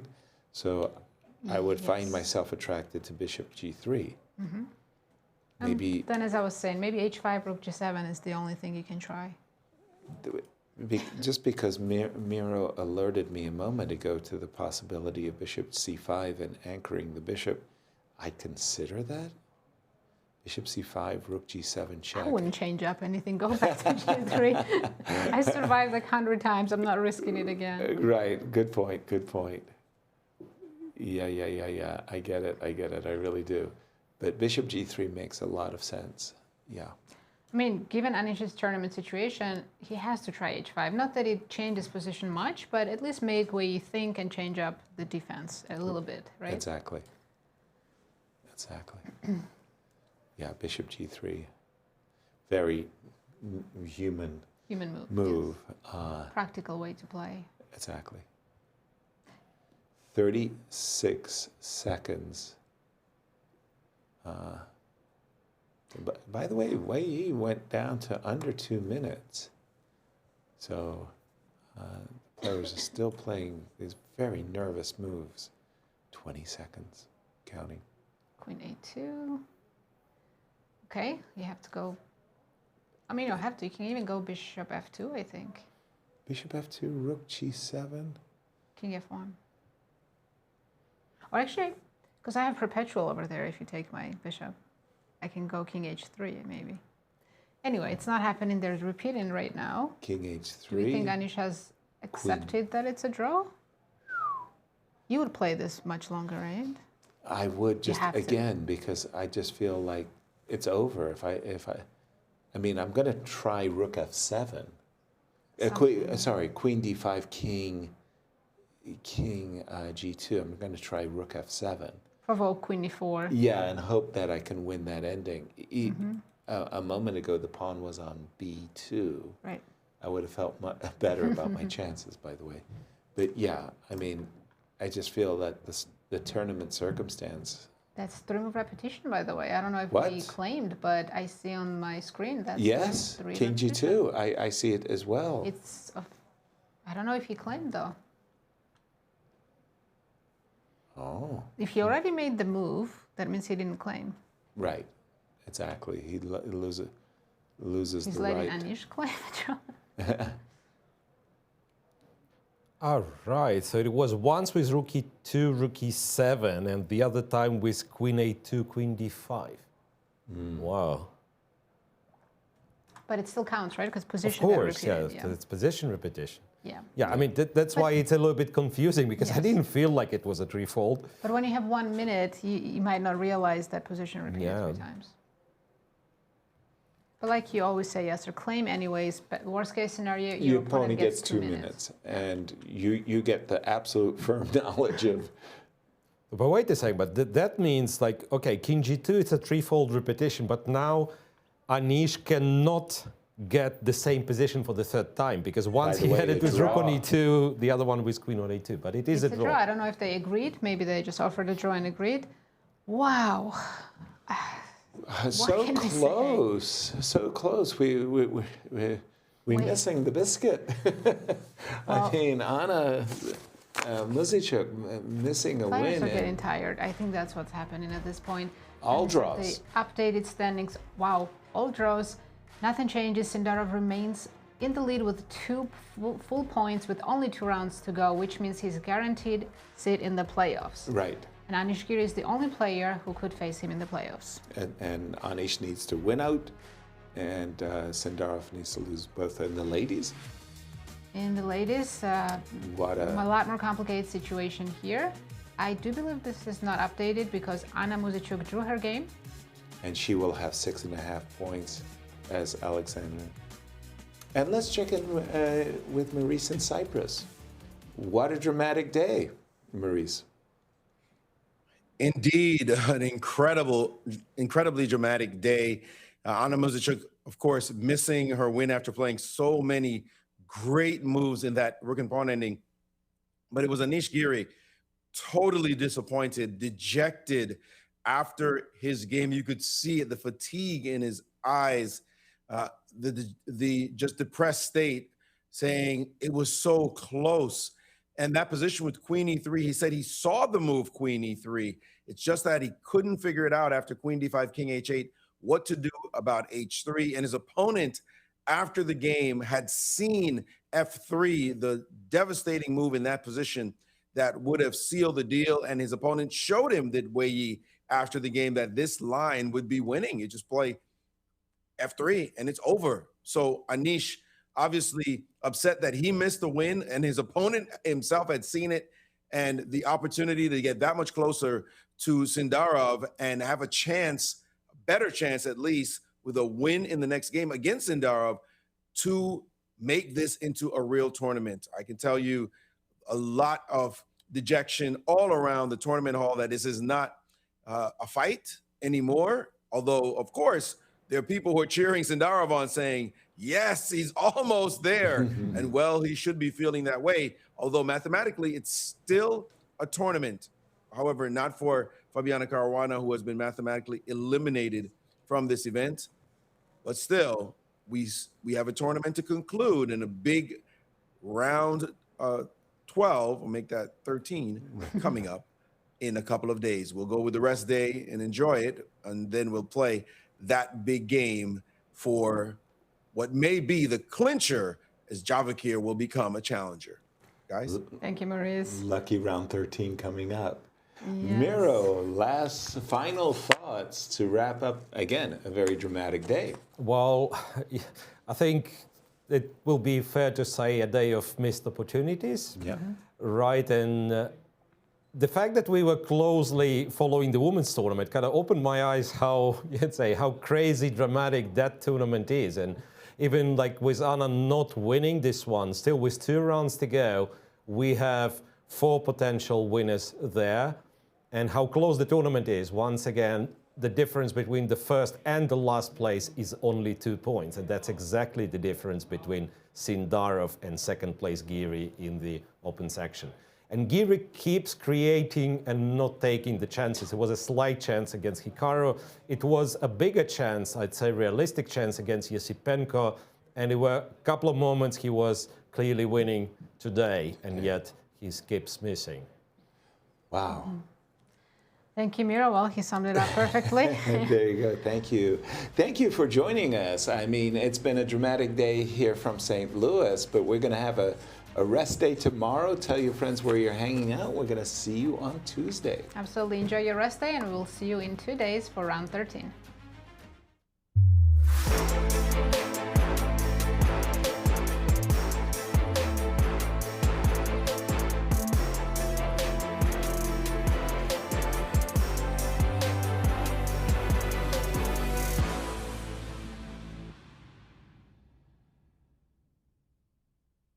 This has been a presentation of the St. Louis Chess Club. Any reproduction or distribution of this content without the express written consent of the St. Louis Chess Club is prohibited.